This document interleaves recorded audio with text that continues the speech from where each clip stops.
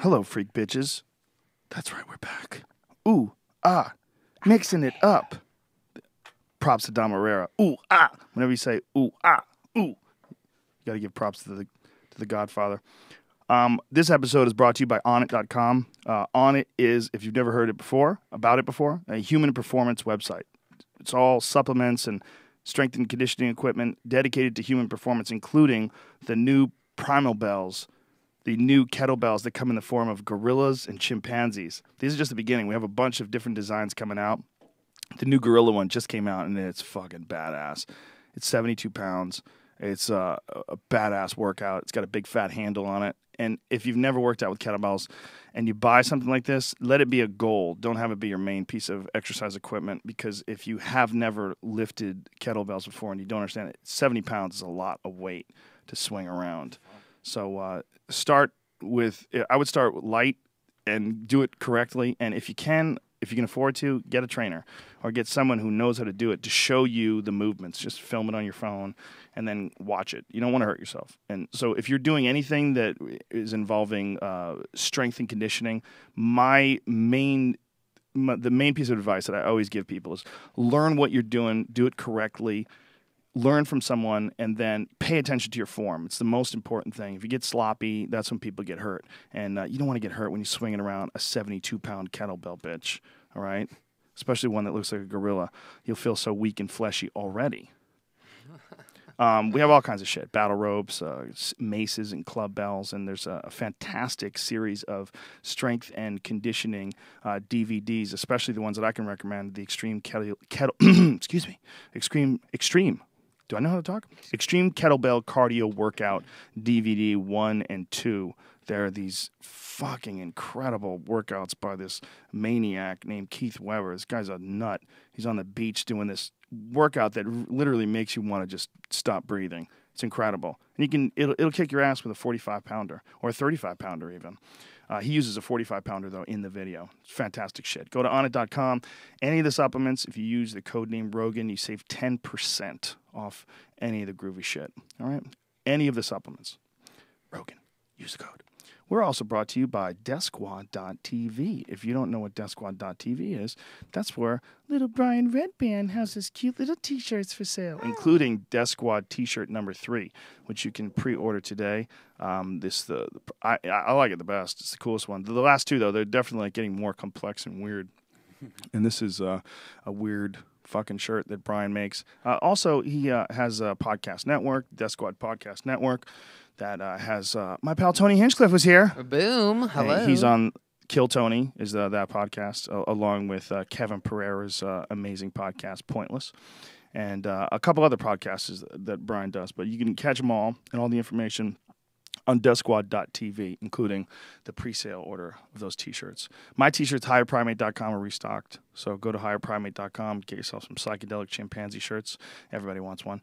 And Tony motherfucking Hinchcliffe. Don't you have something going on, dude? Boom. Yeah, right there. That's you. Merch. Is that TonyHinchcliffe.com? Yeah, that is. Oh, my goodness. You sexy bitch. Look at you staring down the camera with confidence. Right? You're not trying to be wacky. You're just dangerous. I love it. You're radical. What is your shirt? What are you selling? It's a new Equation T-shirt. It's my first T-shirt, and I got together with a designer and gave him some wild notes about different things about me, and he had this idea to make it look like a chalkboard, and it's really cool, and they're selling, and it's exciting. It's that's cool. Dude, get me one of those. Definitely. Will do. What size? XL? You got it. Or large if you think I'm sexy. If you want it to be tight. You know what I'm saying? Probably be a good one to go tight with. Woo! Girls would be like, is that the Hinchcliffe equation? Yeah. Oh, my God, the way he stares down the camera on his website, it just gets me so wet. He's so gangster. Look at how he looks at you. He gives zero fucks. Yeah. Look at him. He's just so confident. And that's on the back between the shoulders. So He's anybody so that's confident. behind you sees me looking right at him. So that's, for those paying attention, DeathSquad.tv, HigherPrimate.com, TonyHinchcliffe.com. Boom, shalak, lock, boom. All right, Brian, cue the music. Let's get this party rolling. Joe Rogan Podcast, check it out. The Joe Rogan Experience. Train by day, Joe Rogan Podcast by night, all day. Sweet baby Jesus. Tony Hinchcliffe is in the house today. Oh, yeah. Tony Hinchcliffe, how's your life? Great, man. Having fun and kicking butt. It's Kicking just- butt? I hardly believe people when they say kicking butt. You say I'm kicking ass, I'll take you seriously. You say kicking butt, I'm like, what are you doing? You partying with old ladies, beating them at things? Yeah. How are you kicking butt? Just just staying busy. Kicking some butt. It's my favorite thing to do is to stay busy. What about kicking butt? Well, you know what? I'm gonna rephrase it. I've been kicking ass. There you go. Thank you Yeah. very much. Thank you very much. I appreciate Yeah. that. Appreciate also all the people that have sent comments, pro and negative, about the new sci-fi TV show.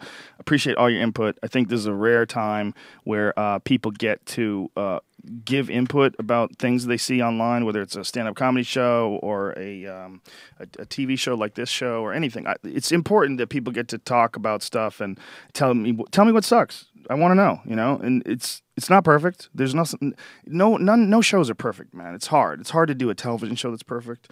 It's also hard to do a television show like this where you're squeezing hours of information and hours of conversations into like 40 plus minutes. But one of the things that I've found is that people are so fucking attached to the shit they believe. They're so attached. And the big one that people are mad at me now is chemtrails. Because we had an episode that kind of debunked chemtrails. And it didn't debunk all chemtrails. This is what people need to understand. And this is really important. First of all, I don't work for the government. But if I did work for the government, I probably wouldn't tell you. But I don't. Come on, pot-smoking fucking cage-fighting commentator. I'm not working for the government, all right? Stop it. Don't be silly. But you would be the perfect person for them to Perfect hire. shield. The perfect shield. What people are seeing for the most part, when you see these contrails, these trails behind jets that become artificial clouds, the way it's been explained to me by not just one, but numerous scientists, is that when jet engines pass through various levels of condensation, it creates different effects. And if a jet engine passes through sky that has enough condensation, it will literally change the temperature of the sky, stir it up, and create a cloud. And it's a lingering cloud behind the jet. And if you're looking at it, it looks like someone's spraying artificial clouds. And you get this feeling like, oh my God, they're spraying cloud. Like when I saw them and I saw some of the documentaries on, and there was quite a bit of time before I was looking at it. I was like, that doesn't make sense. But is it possible that they're really spraying artificial clouds out of all these planes? And then you talk to people that tell you that these are military planes, and this is a constant geothermal engineering exercise.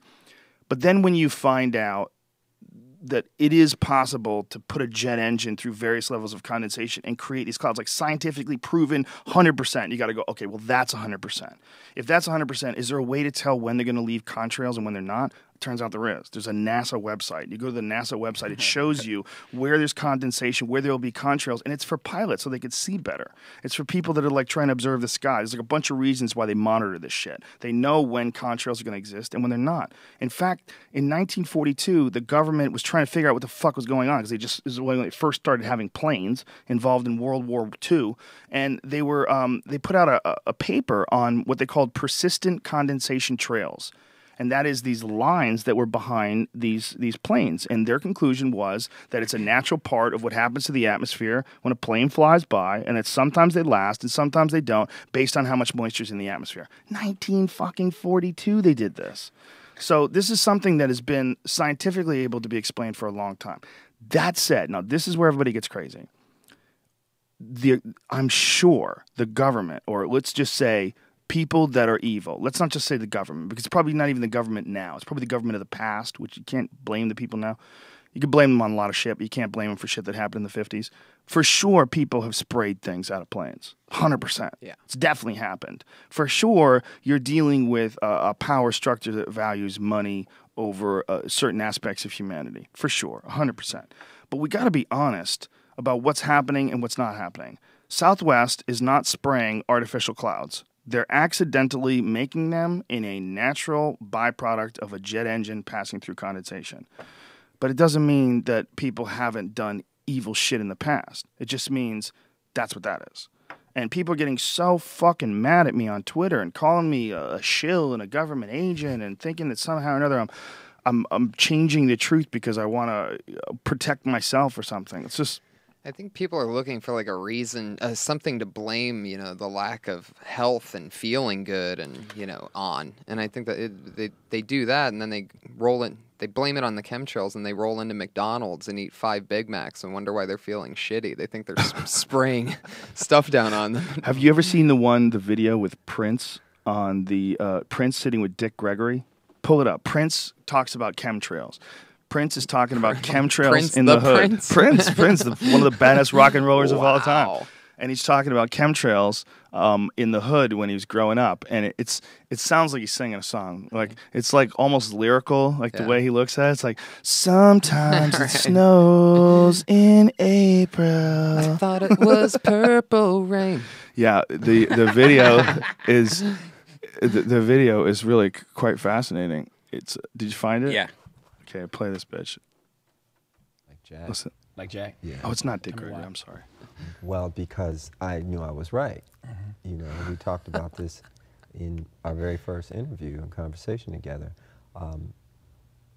It's obvious now that artists are supposed to own their master recordings. I Okay, mean, this in isn't the future, part. it'll be There's a part where he unconscionable to talks even about think you can chemtrails. Take somebody's. Oh, it says Prince Dick Gregory. You started to see a whole bunch of Huh. Here we go. phenomena of chemtrails. Okay. And, when I was a kid, I used to see these trails in the sky all the time. And say, oh, that's cool. A jet just went over. And then you started to see a whole bunch of them. And next thing you know, everybody in your neighborhood was fighting and arguing, and you didn't know why. Okay? And you really didn't know why. I mean, everybody was fighting. So he started riffing about the chemtrails. And he started to say things that hit home so hard. And I would recommend that everybody try to get what he said online or wherever and try to get a copy of it and just listen to it. Because I was so moved that I had to write the song. He wrote a song about chemtrails? Really? When you leave with all the hassle. What is this? That's just a different video. That's actually Dick Gregory. That's the guy who brought the Zapruder film to the Geraldo Rivera show. Dick Gregory, the older guy. He was a stand-up comedian, like an activist, and he brought the Zapruder film to Geraldo Rivera show and showed it on television. Wow. President Kennedy getting shot for the first time. It was actually in the 1970s, long after his death. He died in '63. They showed it on TV, I think in like '72 or something like that. That's 72, wild. 73. They Might have been showed even it later on- than that. Yeah, they showed the actual. It might have been 75. They showed the actual gunshot to the head on national television. They even showed a close-up on it. And Geraldo Rivera was the conspiracy theorist back then. Geraldo Rivera, who now works for Fox News, back then he was saying the shot clearly comes from the front as you see his head snap back into the left. Like, wow. It's interesting. It really does. It is tough to argue that. I mean, I'd love to see that broken down. Like, how do you explain his head going from front to back? But how crazy is Prince on chemtrails? Oh my goodness! Like gotta listen to it. you listen to that and you're like, wow! And all of a sudden everyone's fighting, and I couldn't figure out why. Right. Like, When I was a kid, there was only a few airplanes, and then as the airplane business got bigger, there was more airplanes in the sky. well, what he's saying actually kind of flies in the face of the traditional chemtrail theorists. They believe that these long lines in the sky didn't exist in the past, and that they're fairly recent. But there's like photos from like the 80s and shit people took where there's these lines in the sky that look like artificial clouds, and it's just part of the process of flying a jet. I mean, it does create a cloud though, and people are like these clouds are blanking up the sky. It was really clear until they flew by. That is true. It does happen. And that is real. Yeah, and it goes along with what you were saying about the planes making it, because planes have gotten bigger and bigger as the years have gone on. They didn't always have a 747 or 757, you know. So as these are getting bigger, of course the chemtrails will be too. It seems, at least. Well, there's, the other thing that's real is that it changes the temperature of the Earth. That is a fact. In fact, the temperature changed quite a bit after 9/11. Do you remember what it was like when 9/11 happened and then all of a sudden no one was flying for like 2 weeks? Yeah. Well, it changed the temperature of the Earth. I mean, forget if it heated it up or cooled it down. Let's see. Like, temperature changed 9/11. Let's I see. would say cool down. What would you say? Yeah, I would say that. Yeah, I think so too. Opposite reaction, right? Right. Okay, let's see. Temperature changed after 911. Air traffic affects the climate. Yeah. Yeah, let's see this. Oh yeah, and it seems like I know the purity of the air definitely changes temperatures. And then everybody's tears. It even says it in here. Listen to this. During the 3-day commercial flight hiatus, when artificial clouds known as contrails all but disappeared. So they're like admitting on CNN that these planes create artificial clouds. Like no one's tried to hide it. This isn't like some crazy conspiracy that people were wondering about. But artificial clouds known as contrails all but disappeared. The variations in high and low temperatures increased by 1.1 degrees. Interesting. Each day, said meteorological researchers. That's interesting. I don't know if that means anything though. It's so hard to tell because like the temperature fluctuates by more than a degree every day anyway. Yeah. And if it goes up, I mean, it could be. I mean, I'm an idiot, but I'm reading this and I'm going, "Are you sure?" Anyway, the point is, even in this, CNN paper from 2002, it says artificial clouds known as contrails. I think, but people are looking at them, they think it's something that didn't happen before. They're like, these weren't there before. It doesn't mean that people haven't sprayed shit out of planes. Mm-hmm. But what it does mean is that what you're seeing is not what you think is happening most of the time. When you see this spray, what you're seeing is a fucking cloud. That's what happens when it goes through the jet. But if it was a spray, it wouldn't look like that. If it was aluminum and barium, which is like what they're claiming the government for some reason is spraying in the sky, right, it would be more like smoke signals or like those things behind a plane, a smoke rider. It would linger in the sky. But those are heavy metals. Those are particles, even if they're nanoparticles. They're going to fall. They weigh something. It's not going to be like moisture in the air, which just lingers like a cloud. We know about clouds. We don't know about shit that like sits up in the clouds, but it's actually aluminum and just floats up there. That's not even possible. It would fall. It would fall out of the sky. It's not the same thing. So I understand people's mistrust of the government. I understand that people are, but you can't.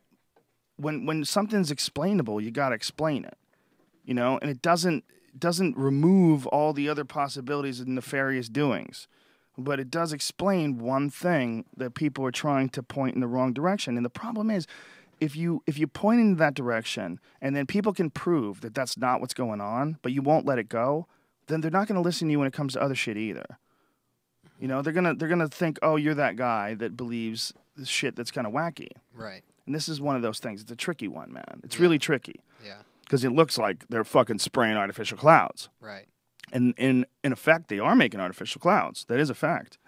The guy in the show, though, one of the craziest moments was that he had this test that he did, this water test, and he showed that there's aluminum in the water. But you look at the test results, from the lab, and it says sludge. So and I go, well, so it's got dirt in it. No, it's just water. But it says sludge, like the test results say sludge. And all sludge has aluminum in it because all dirt has aluminum in it. Mm-hmm. So it's not testing water from aluminum that fell from the sky. You're testing water for having dirt in it, which always has aluminum in it. Yeah. That was a good owning, by the way. I didn't want to own them. I wish these guys had approached some of these things with a little bit more of an open mind and not just go one way or the other. Right. That's one of the things we're seeing over and over again on this show. So people they get an idea in their head and they just fucking run with it. Right. I thought that little town or whatever city that the sound was coming from. I thought that was one of the most interesting things about the episode from yesterday. Yeah. But did you even figure out if it was coming from that island? No one can tell. No one can tell. Did you hear it? No, I didn't hear it. The people that experienced it, they said it was really bad a couple of years ago. It got better, but occasionally it still happens. It's like this weird hum that's in this town, and no one knows what the hell's causing it. Whoa. Yeah, it's like lost. Like it rattles your windows and stuff, and it's in this area of Canada called Windsor, Ontario. It's like well documented. There's terabytes of this hum online. Nobody could figure out what the hell it is. Wow. And some people believe there's a lot of like crazy conspiracies. One of them being that it's a HARP repeater station. HARP is this gigantic antenna array that's in Alaska that they send radio signals up into the ionosphere. But, who knows what the hell it is. There's another thing to take into consideration that nobody was willing to consider, but it is possible, that they dig under the ground around there for salt. you know, and they're salt mining. Yeah. And they say it wasn't, you know, that wasn't happening while the sound was going on, but you know, I don't know. How the fuck do you know? It's a weird thing though. There's all these people experience it. It's not just like a couple of cuckoo heads see dragons. There's like a lot of people, and they record it. You know. Wow. Yeah, it's pretty freaky. That one guy said he had 7 terabytes, though. I wish you Yeah. would have challenged him on that. No, he That's does. A lot of audio. Oh, he does. He records that shit for like the entire night. Right. You know, he'll set it up. He has like a recorder, and he'll like set an MP3 recorder up and tape through the night. Yeah, I really believe him because he's been following this and being an activist on this shit for. Can you imagine if you lived there, man, and all of a sudden your fucking windows are rattling in the middle of the night? Yeah, I would move the fuck out. Yeah. Well, they don't have any Totally. money. I would move too if you had some money, but if you don't have any money, man, oh shit, and you're stuck there and you can't go to sleep, and then you have to go to work in the morning, and you're fucking exhausted because your house has been humming. Windsor's a pretty interesting town because that's where everybody from Ohio and Michigan goes to get drunk when they're 18 because you can drink there before you're 21. Oh, really? And And go to strip gamble. clubs. Yeah. Jamie, have you been there? Yep. So it's like you go there and you fast forward 3 years of your life, and you can do anything you want at 18 if you just go over a bridge. Yeah. Well, Detroit is fucking crazy, man. If you've never been to Detroit before, I recommend going just to see the $39 houses. Yeah. There's houses for sale for $39, dude. You could buy a house for $39. They told us we could buy a house for $500, and I thought they were fucking crazy. And then someone from the Rogan board found a house for $39. Wow. Jesus. Dude, they just went bankrupt. The entire city went bankrupt. It almost seems like it's almost like an Apple stock at the very beginning. Like we should buy all these $39 houses, you know, like while they're this low. You know what, man? It might not come back in your lifetime. It might be, what we're seeing might be when people find the ruins of ancient cities in the past. Sometimes cities just go so far down they never come back. Sometimes cities stick around forever. Like Rome, you could drive by the fucking Colosseum today. Yeah. Somehow or another, they managed to keep some form of a society around in that area for all these years. It changed, it morphed, but there's still people there. There's still a society. But fucking Detroit is close. It's close, man. There's 47% illiteracy rate. 47%? 47% illiteracy rate. Right. Yeah, it's crazy. I mean, it is one of the craziest places in the world, and it's in America. It's a place that used to thrive. Think about like the 50s and the 60s, like the roaring times for the auto industry. They're making fucking 69 Chevys, and everybody's making money, and there's union workers, and everyone's getting paid well. And then all of a sudden, somewhere along the line, GM's like, we're out of here, dog. We're gonna take our shit to Mexico. We're gonna make cars in China. You guys cost too much money. We're tired of this shit. And they pull out, and it's catastrophic. Oh, yeah. I mean, you seen Roger and Me? The Michael Moore? Yeah. Yeah, I think so. Yeah, it's all about that. It's all about Flint, Michigan. Yeah. It's all about watching these towns implode when the jobs aren't there anymore. The jobs literally pull out of the community, and poof, that's it. They're gone. And then everybody's like, oh, my God, how do I eat?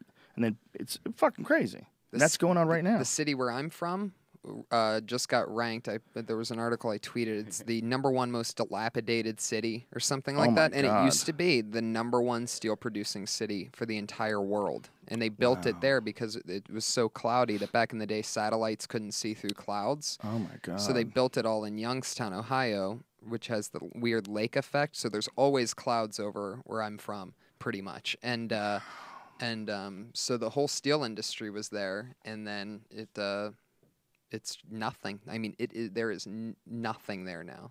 That's incredible. It's really wild. It was a big steel producing city and mafia town, and they got rid of the mafia in the 90s and steel Super in mafia like the town. 70s. Super mafia town. Yeah. That's actually what my parents were in that business before. What the business FBI. were they in? They did some shady They stuff. did some family things. Yeah, they were almost everybody that my parents knew as well. They knew them from being, in some kind of business. Like my mom, for example, ran numbers. Number running. It's like Yeah. a form of racketeering and illegal Yeah. lottery. So she would be the center person of this entire thing. All the people that would call in their numbers would call her, and that's what she did. Wow, that's incredible. Yeah. My grandmother went to jail for numbers running. Really? Yeah, she apparently got caught.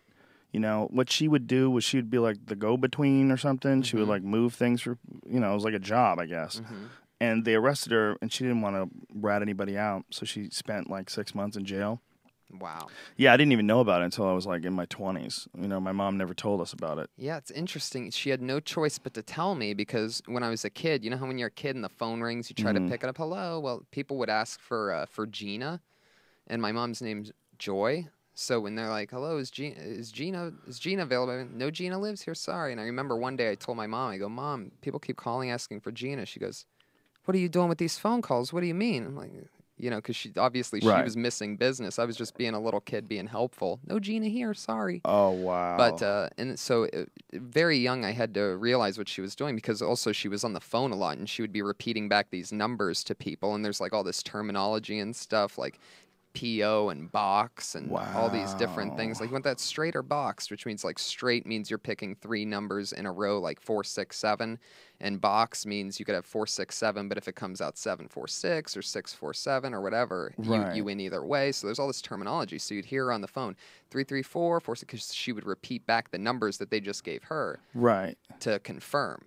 So it's like unbelievable. Wow. Yeah. So you grew up in that environment. Did you ever Totally. see anything like dangerous, or was it just like gambling type stuff? Nothing dangerous ever. The closest thing that I had a weird feeling about when I was a kid was one time my dad came to visit because I lived with my mom, so my dad would just come in and visit sometimes. And the weirdest thing was he came over one day with a cast on his hand, and I'm like, "How'd you break your hand?" And I remember my mom looking at him weird and him looking at her weird. I still don't know exactly what happened with the broken hand, but I mean, I don't know. It could have been like a punishment. He could have beat somebody up. He he owned a restaurant at the time, so it's not like he didn't, and he wasn't the hands-on guy at the restaurant. Huh. I don't know how he broke his hand. Yeah, we're gonna have to leave that one to Yeah. suspicions. Yeah. It'd be nice to. At least he didn't like make something up, like to fill in the blank to make the story better. Right. No, exactly. No, I keep it real. Yeah, isn't it weird when you really stop and think about how little our parents knew about the world? Like now that we live in this really strange place where we're finding out, like, you just ask your phone and it'll answer you almost any question you can come up with. And you just think about growing up and having kids and living your whole life without that. And you're like, my God, like, is that even society? Was that even civilization? Wow. Our poor fucking parents. It's unbelievable. They were lucky they had phones. Oh, yeah. They really were. There's apes. I know. The evolution of everything's crazy. I just found out there's a high school district in L.A. in which all the kids are getting iPads now, so they upload all their information on the iPad, and that's their only book. So now they're done with books. And think about how many tons of pounds of books we carried on our shoulders as kids for no reason. There's generations to come that will never know that feeling. They're going to look at us like, what do you mean you were carrying books around? Yeah. It doesn't make any tons of paper stacked on top. What is it? Why would you do that? I don't get it. As they scan through nothingness, you know what I mean? I was thinking about that the other day about how paper and books is just going to be this antique. Well, are you starting to see like some of these different phones that are coming out that allow you to answer and scroll and do things without actually touching the phone? And that when you look away from the phone, like it changes the way the phone behaves when you look at it. I think the Galaxy S4 does that. I think 3 also, where you can just wave your hand over to like answer a phone call. Does it for 3 as well? I don't know. The 4 does though. There's a lot of like weird shits happening with like the ability to like just conjure things up out of the air with your hands and your looks. It just doesn't seem like a good idea because like you'll be like laying in bed and like phone ring and you like wave over it. Now you just have a video call and your dick's just like in the like that it just sounds like a problem for Brian Redband. Yeah, exactly. If you sleep with your dick next to your phone and if you have pull that, your dick out every time the phone rings, just on instinct. Oh, are we doing this? Oh, okay, we doing this. Oh, you want to do this? Yeah, no, I think that what I was getting at is that it's going to get weirder and weirder. Like the human information interface is going to get weirder and weirder. It's the who knows what the limit is. The It's going to be like some eye implant or something. Oh yeah. Totally. Yeah. Something. That'll see you scrolling through things. Because there's going to be a point even where wearing a lens or something is going to be like, oh, look at them. That person's still wearing the lens. Well, you ain't no balls to get a fucking operation, buddy. Right. You're afraid of a neural impact. First, they'll do something to your eye, and then they realize, no, you really got to get to the cerebral cortex itself. Right. So it'll be like, you'll be looking at people like they pierce their ears. Did you get your brain pierced? Yeah, just going right down the factory line at a baby ward, whatever those are called. Yeah, Duncan and I were talking about this, and we both agree that there's going to come a time where you're probably not going to use your regular memory anymore. That your regular memory will be replaced by some sort of internal digital storage, which can record everything you see in total real time, HD, right? I mean, that's pretty likely to be what we're dealing with in the future. And then we're going to swap hard drives and shit, and I'm going to be able to watch Tony Hinchcliffe. Fuck. It really is. It's going to be like the Matrix, how they just like upload information. Yeah. It seems like it's inevitable. Right. They've already figured out a way to put artificial memories in a mouse. Have you heard of that? Yeah. Yeah, they figured out a way to do that to mice. They figured out a way to somehow or another install an artificial memory in a mouse. And they also figured out how to make a cat's tail move without actually, like, a man with a brain thing on can make a cat's tail move wirelessly somehow or another. I need to do that, man. That sounds awesome. It's fucking nuts. I put it up on Twitter if you could find it. It was within the last day or two. Maybe Jamie can help you. The story is it's pretty fucking freaky. The ability to control another thing. I mean, even if it's just a cat with your brain, what the fuck is going to happen in the future? People are going to force people to walk into their houses and blow them. And having your pet will be a totally different experience. Like that would be like your warrior. Like, all right, cat, go in the kitchen, see if there's anybody there. Like because if you can make the cat tail move, totally. Like in 20 years, you'll be able to control your cat. So your animal, your dog, your pit bull, or whatever, will now be like your weapon or like your hawk, as in the old days where you had like a pirate. Especially, well, you could kind of do that now if you train your dog really well, but you might be able to control it with your mind and see through its eyes. See through its eyes and feel its poop. It's some Game of Thrones and then shit you would, right there. that would be crazy. And then you imagine if you killed somebody with your dog, and then there would be like some crazy legal thing. Like, it wasn't my idea. The dog went fucking crazy, okay? Yeah. I'm trying to control the dog with the brain. I'm just not that good at it yet. The dog went crazy and killed the burglar, okay? I'm not a murderer. Or having an eagle. Yeah. Or having some kind of huge bird or a gorilla. Like you can control animals. That would be sick. Well, you can control a few animals to do a few things. You know, like have you ever seen those videos of Mongols? This is the brain. Harvard creates brain-to-brain interface, allowing humans to control other animals with thoughts alone. Wow.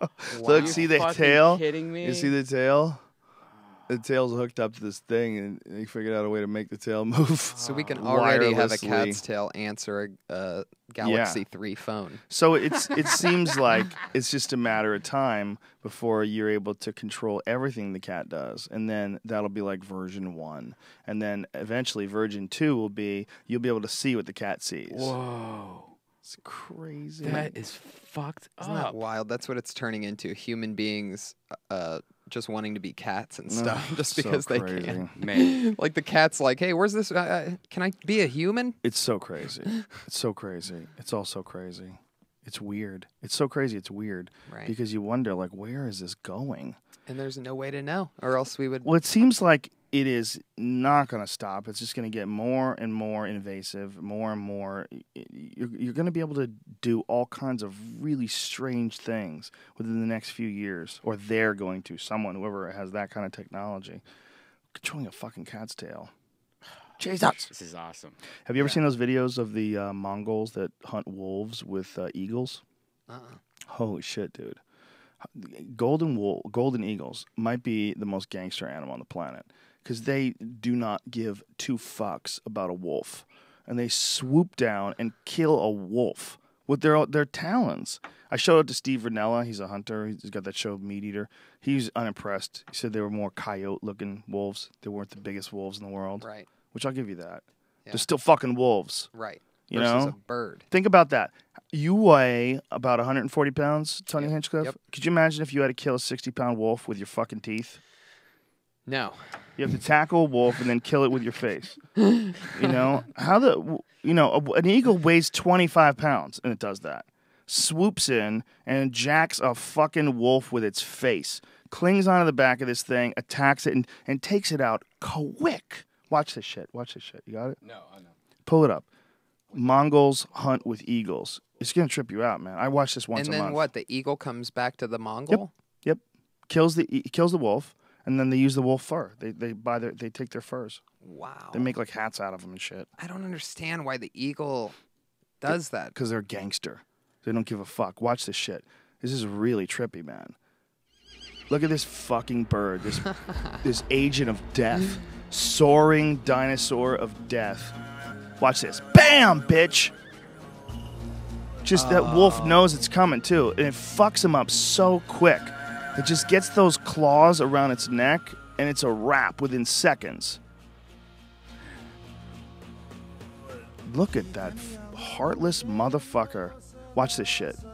The wolf's running. This poor wolf is like, oh, you gotta be fucking kidding me. And this guy just lets this monster loose off of his arm. And it knows exactly what to do. The wolf is running, and that eagle just comes. The wolf is like, oh, fuck my life. Fuck my life. Look at that thing, man. The eagle sung this song. I wish the eagle sung the song. I love the eagles. Welcome to the Hotel California. Watch this. Bam, bitch! Oh, man. Get out of the way. It just takes him out within seconds. It's incredible how lethal these things are. That's wild. Look at those dudes. Dry What a elbow. dumb way to dress. Right. Silly hats. They can train an eagle to kill a wolf, but they're still wearing toilet paper rolls on their heads. Yeah, that's straight. I guess it's cold as fuck there, though. You know, they probably need all that stupid shit on just to stay alive. Yeah. Just think of how much time it must take to train a fucking eagle to kill a wolf. Like, how many eagles did you let go and they never came back? Right. How many eagles you. did you let go? And they're like, bitch, I'm not killing that wolf. I didn't even know that wolf. Fuck you, man. Right. wonder I'm if- flying south. It's cold up here. I wonder if eagles just can't help themselves, and when something is running, they just go get it. You know, I wonder if it's that. They're such terrifying animals. I saw one the other day in Seattle. Saw a fucking eagle. They have eagles up there. And it had something in its hands. It won. Got something, some sort of a fish or something. I've been noticing a lot of parrots lately in Burbank. Just like Really? mobs of parrots like flying over my like 20 the other day, and they're It's- all green with like the red. And, It's like how Florida has pythons loose because people let them go. Right. In Burbank, it's parrots. Yeah. I fucking hate my bird. Just open the window. Get out, bitch. Right. There was a my friend lives up here in Calabasas, and he lives on like the place where they film True Blood, like it's this huge mansion type thing. But he was talking about the other day how a tarantula somehow was in his, like he lives on this crazy like humongous thing in the mountains, so you know the Santa Monica Mountains, and there's all these weird things like lizards and snakes, but Yeah. but he had a tarantula in his bedroom the other day, and he's like, I don't know how the fuck it got there. Yeah, there's tarantulas in California. That's You crazy. can get them anywhere in the L.A. area. Like people that live in the Hollywood Hills. You know when they have a problem in the Hollywood Hills? Rats. Yeah. Ew, I really? see tons in Burbank. I know a story. I don't know if it's true, but I'll tell it anyway. About Sylvester Stallone. Apparently, that someone went to Sylvester Stallone's house. He had a house in the Hollywood Hills, and when he had a movie theater, and he told them, he goes, "Put your feet up when you're watching the movie because we have rats." Like what? Like they couldn't get rid of the rats. Like the rats were like so infested in the hills up there that you would have them like running through your house sometimes. They Ugh.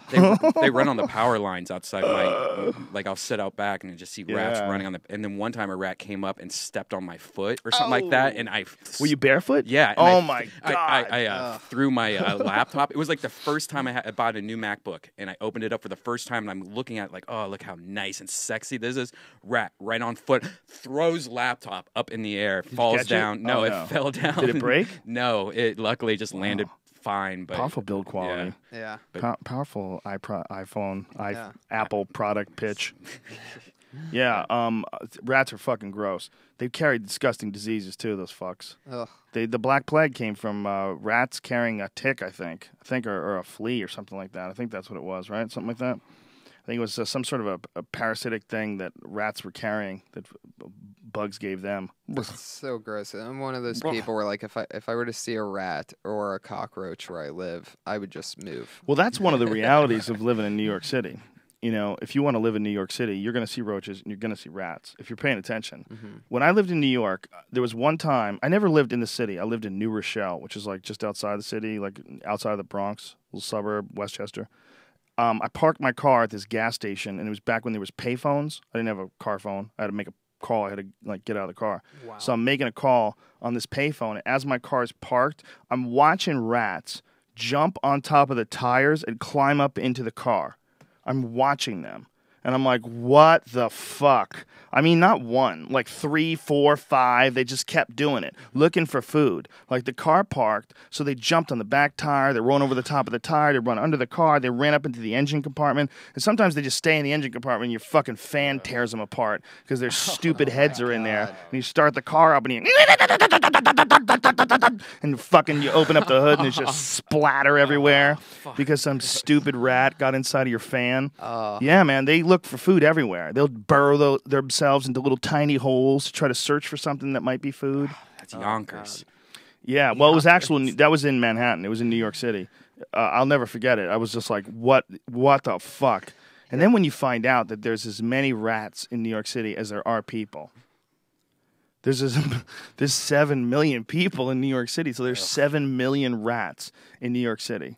Imagine controlling those rats. They have a hard time. I think a lot of them drowned in Sandy. I think a lot of those underground layers and shit drowned because Shane Smith did a video once right after Sandy, a video about the possibility of these superstorms increasing, and like a river of dead rats like flowed by him as he was standing there talking. It's like, holy shit.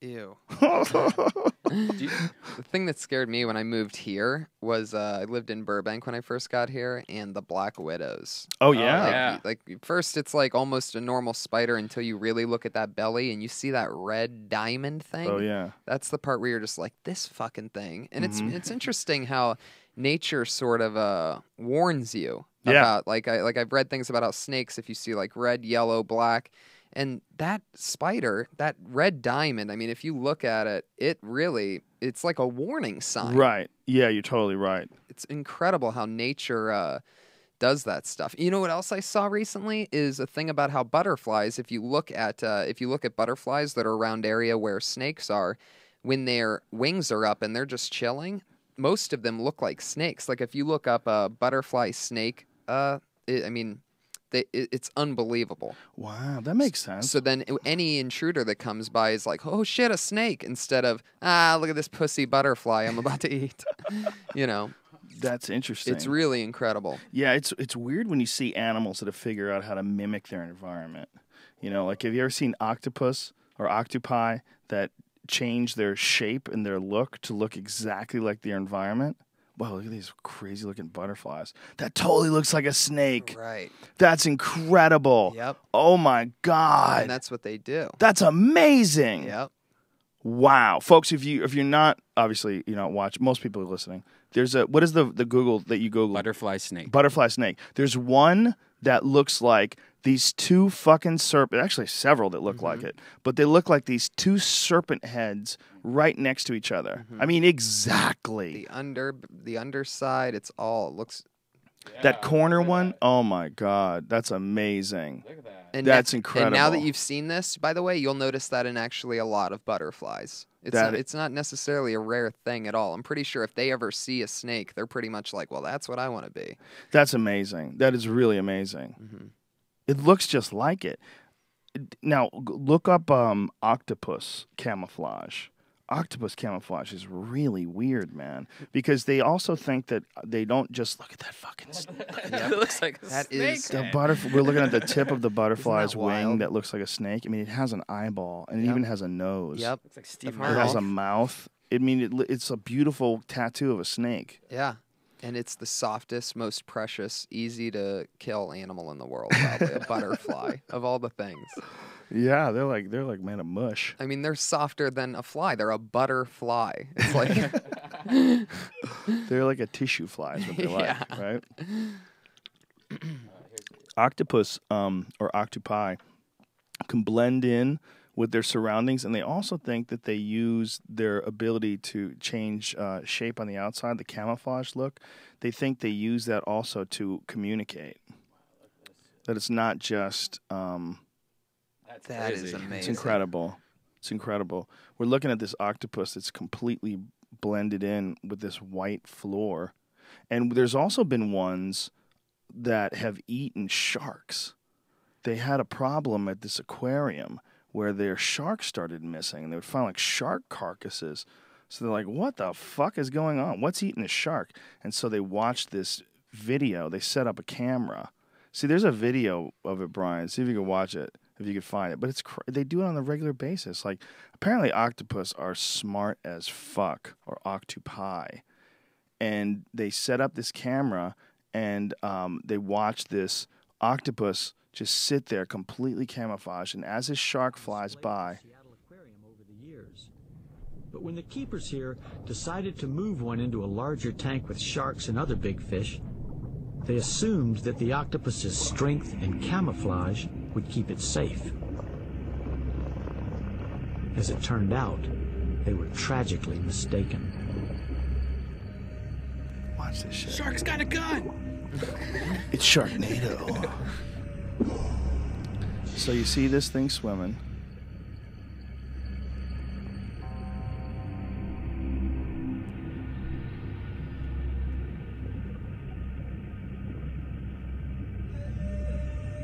Watch this shit.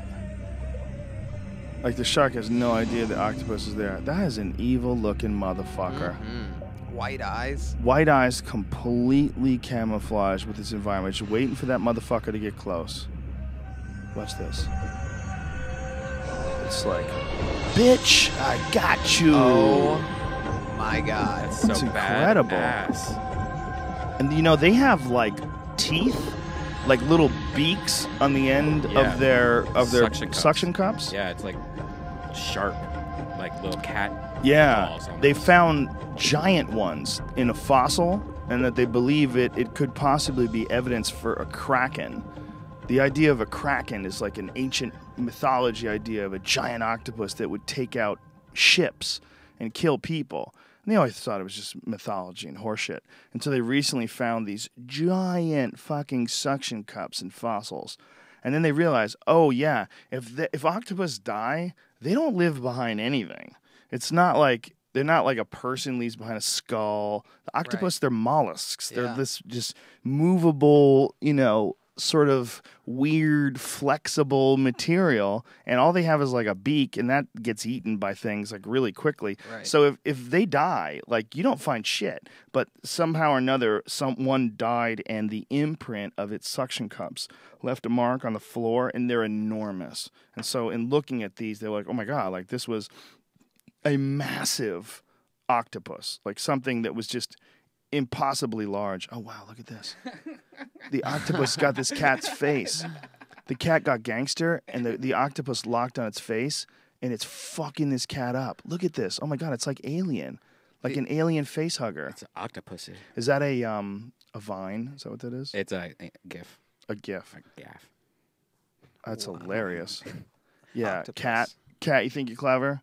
Octopuses are so smart. They've had videos that they've taken of them on security cameras where they climb out of a fish tank and go across the floor and climb into another fish tank and then eat the fish and then climb back. Like, a guy was missing like these expensive fish in his fish tank. He's like, what the fuck is going on? So he set up his camera to look at his fish tank, and he watched his octopus climb out of his fucking fish tank, walk across the floor, climb up the other fish stand, the tank stand, climb into the tank, lift the lid off of it, jack a fish, kill it, walk across the street, hop back into his tank, and go to sleep. I mean, Jesus Christ. What the fuck are those things? Unbelievable. What are those things? Have you seen this? What is this, a bear? A bear getting into a dumpster behind a restaurant. Oh, no. It's walking up to the back of the restaurant, and there's this big, humongous green dumpster, you know, full of old meats and stuff like that, probably. Smart-ass bear goes around the side of it. Let me see if I can fast forward it. Where did this take place? I forget. But he starts going through it, and then he does something amazing. coming up right here. He's taking the whole entire dumpster and walking with it. Get the fuck out of here. Wow. And yeah, if you keep on going, he actually starts pulling it around the corner. Oh. Oh my he's God. just walking away. That is incredible. And that's like a humongous dumpster. That's like a double wide dumpster. Bears are so smart. And then he comes back for the or other so one. strong, I should say. What Then he comes back. it comes back for another one. Where does it say this is? Let's see. It doesn't say. It's just. Oh, Denver. Denver. That totally makes sense. You know what's interesting is that they have a real problem when bears find out they can do that. They always come back. Like once a bear eats your garbage, you got to call somebody. You got a real problem. They either have to shoot it or they have to figure out a way to put it in a zoo or do something because once it knows it can eat your garbage, it just keeps eating your garbage. So if you live in a community that has bears and you have that asshole neighbor that leaves pizza boxes and his fucking garbage just sitting out there and a bear finds out about it, you're fucksville. I'm so glad I don't live near big animals. When I was in Texas, they introduced me to the goats, and these fucking things are crazy. These little goats that I thought were all cute and just like adorable are headbutting each other at full. They're like, "Come on, Tony, get on in there. Go say hi to these goats. Get on in there." And I'm just not the guy to be in there with goats. Yeah. Like, oh, look at the little L.A. pussy boy with the goats. Look how scared he is. Guilty It's as like, charged. These things are animals. Yeah, absolutely. Who wants to have a fist fight with a house cat? Do you want to have a fist fight with a house cat? No. Fuck no. I'm a lot bigger than a house cat, but I wouldn't want to fuck with one. Right. If that cat was jumping off the furniture, trying to claw your eyes out. Yeah, it gets Collarbone. scary. Yeah.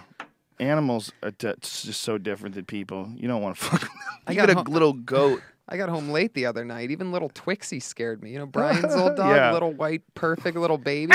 But I came home late. It's all dark in my living room, and I see something on the couch, like looking at me. I'm like, what the fuck is that? Because normally, How high were you on a 1 to Twixie's 10? blocked him probably about a 9.9, and but normally she's blocked off upstairs and stays up there throughout the night. So this thing was on the couch and I could see it just standing out. I got really concerned. I'm like, what kind of fucking animal? I know that's an animal Right. looking at me. I flip on the light and it's the cutest dog in the world, but I was really scared. I'm like, what kind of white?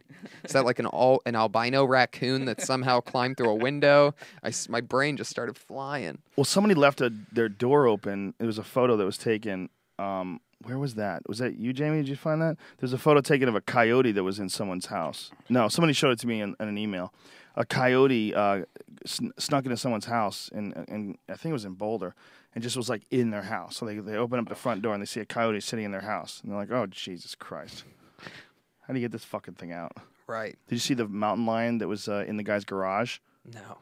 Yeah, look up mountain lion and garage in Colorado. These guys had like a confrontation with the mountain lion. Mountain lion like ran right past this guy and into a corner, and the guy like goes into the corner, try to chase the mountain lion out, and the mountain lion runs past him again.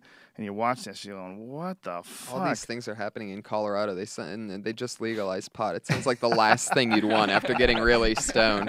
I'm gonna go to the garage, grab a soda. I'm high as fuck. Oh, This my is God. it. Yeah, this is exactly it. So these guys, they saw the cat. There it is. Look. And they're yelling at it like, "Oh, Jesus." Got the GoPro. They're going after it, and then look, he steps in there. And it's Jeez, it's hard already to tell. up at the It's in top. the back, yeah, Oh, and it's gonna run past it. Look at this. Whoa! And he kicked it as it ran past him. That is nuts, man. Look at that thing go. Whoa. That's so crazy. Man, they weren't scared of that shit at all. Yeah, those are hunters. They were all wearing camo. Do you see that? They're hunters probably. Yeah. But still, you should be scared. If that thing decides to jump you, you got problems, man. Totally. You got problems. You don't get that leverage. You can't choke out a mountain lion quite as easily as you can a human. The thing about mountain lions, though, is there's so much food in Colorado. There's so many animals for them to eat, so many rabbits and deer. There's so much for them to jack.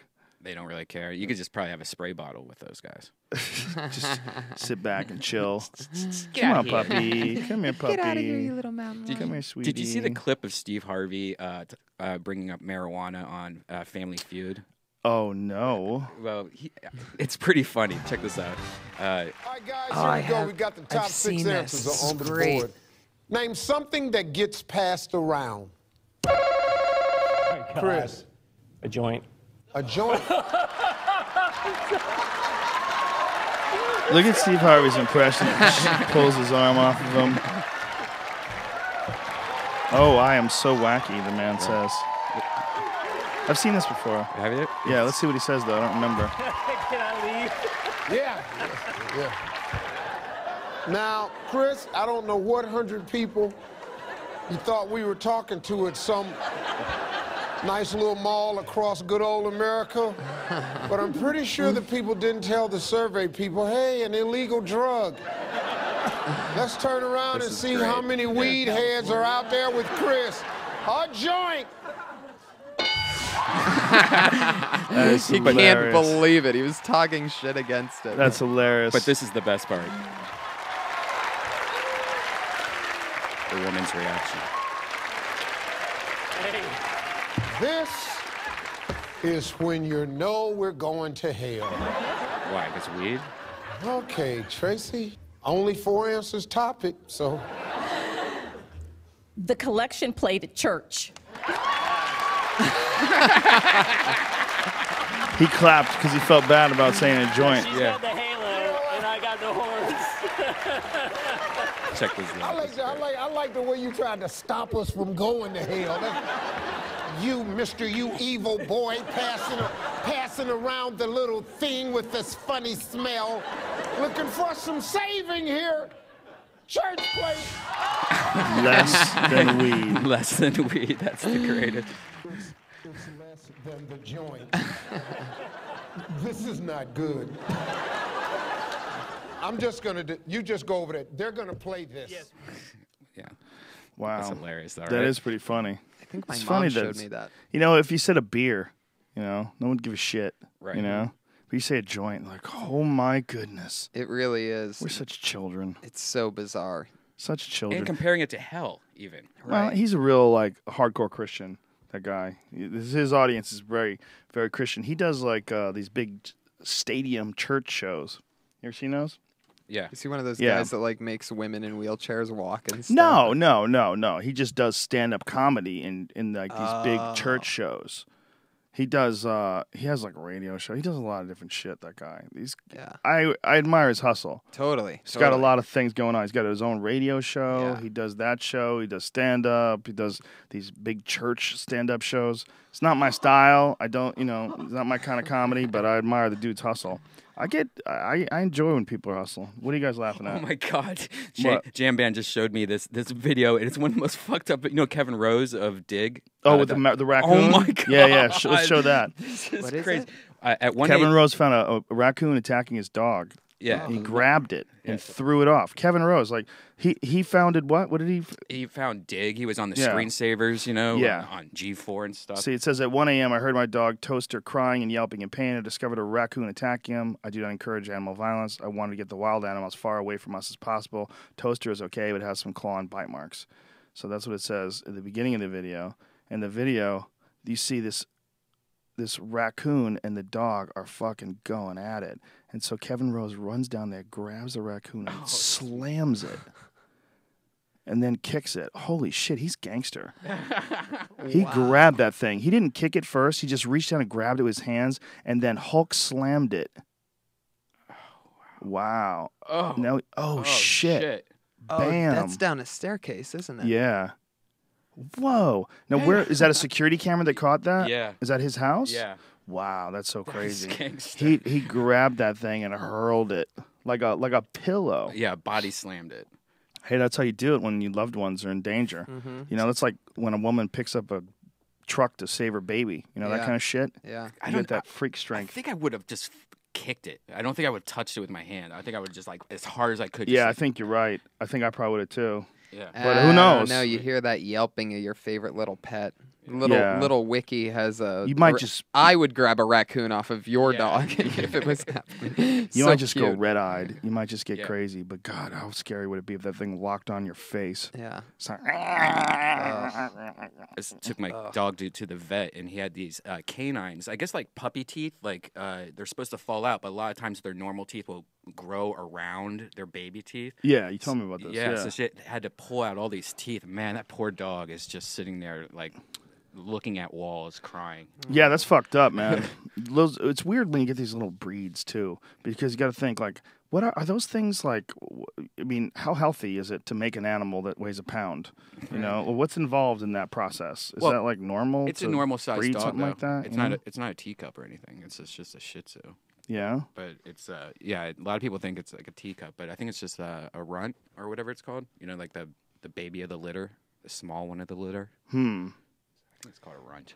Yeah, I did some research on Twixie's thing and the Pekingese dog. You know, they used to how they came was they would have like samurai warriors would just leave these beautiful little puppies in the bottom of their sleeves, so they'd walk around and be all intimidating and stuff. So to offset that, they'd have these adorable little dogs as they would just walk around with in their sleeves. Yeah. Speaking of animals, Brian, I want you to go to this story. It's on the Daily Cause, KOS. You ever go to that website? Go to dailycause.com, and there's a story on. I'll tweet it because this is so fucking crazy. You're not going to believe it. These armed agents came into a no-kill shelter. I just tweeted it. You could find the link.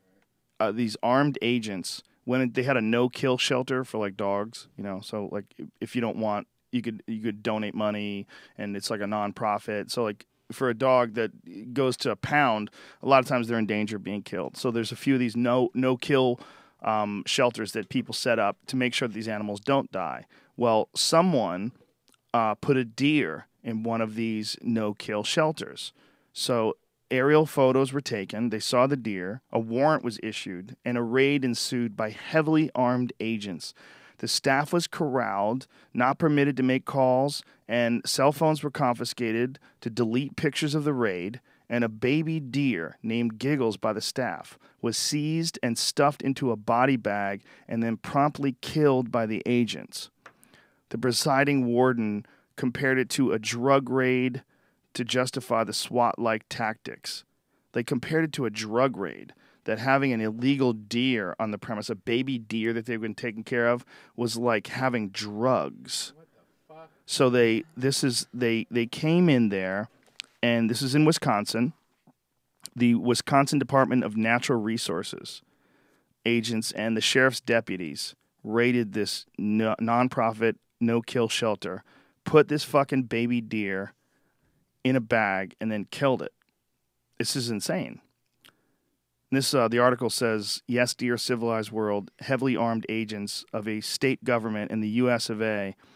have raided a no-kill animal shelter to execute with extreme prejudice an internationally recognized symbol for the gentleness, helplessness, and innocence. Yes, world, this is America today, where militarized assault has become the answer to even the most minimal threat. It's really, that's a really interesting. It's a really interesting article. The way he just said that, it's really weird that they did that. So they went in for this deer specifically? The word interesting is the wrong word, obviously. I'm still kind of stunned by this. But that agents would want to do this, that they would want to go in armed like that. Like, why are they so armed for a deer? Have they given a reason why, or have they made any comments? I don't know, man. I just read this. Yeah. It's kind of crazy, though. That is bizarre. It's a news story. It says 6:21 p.m. and right now it's 7:57 p.m. where we are.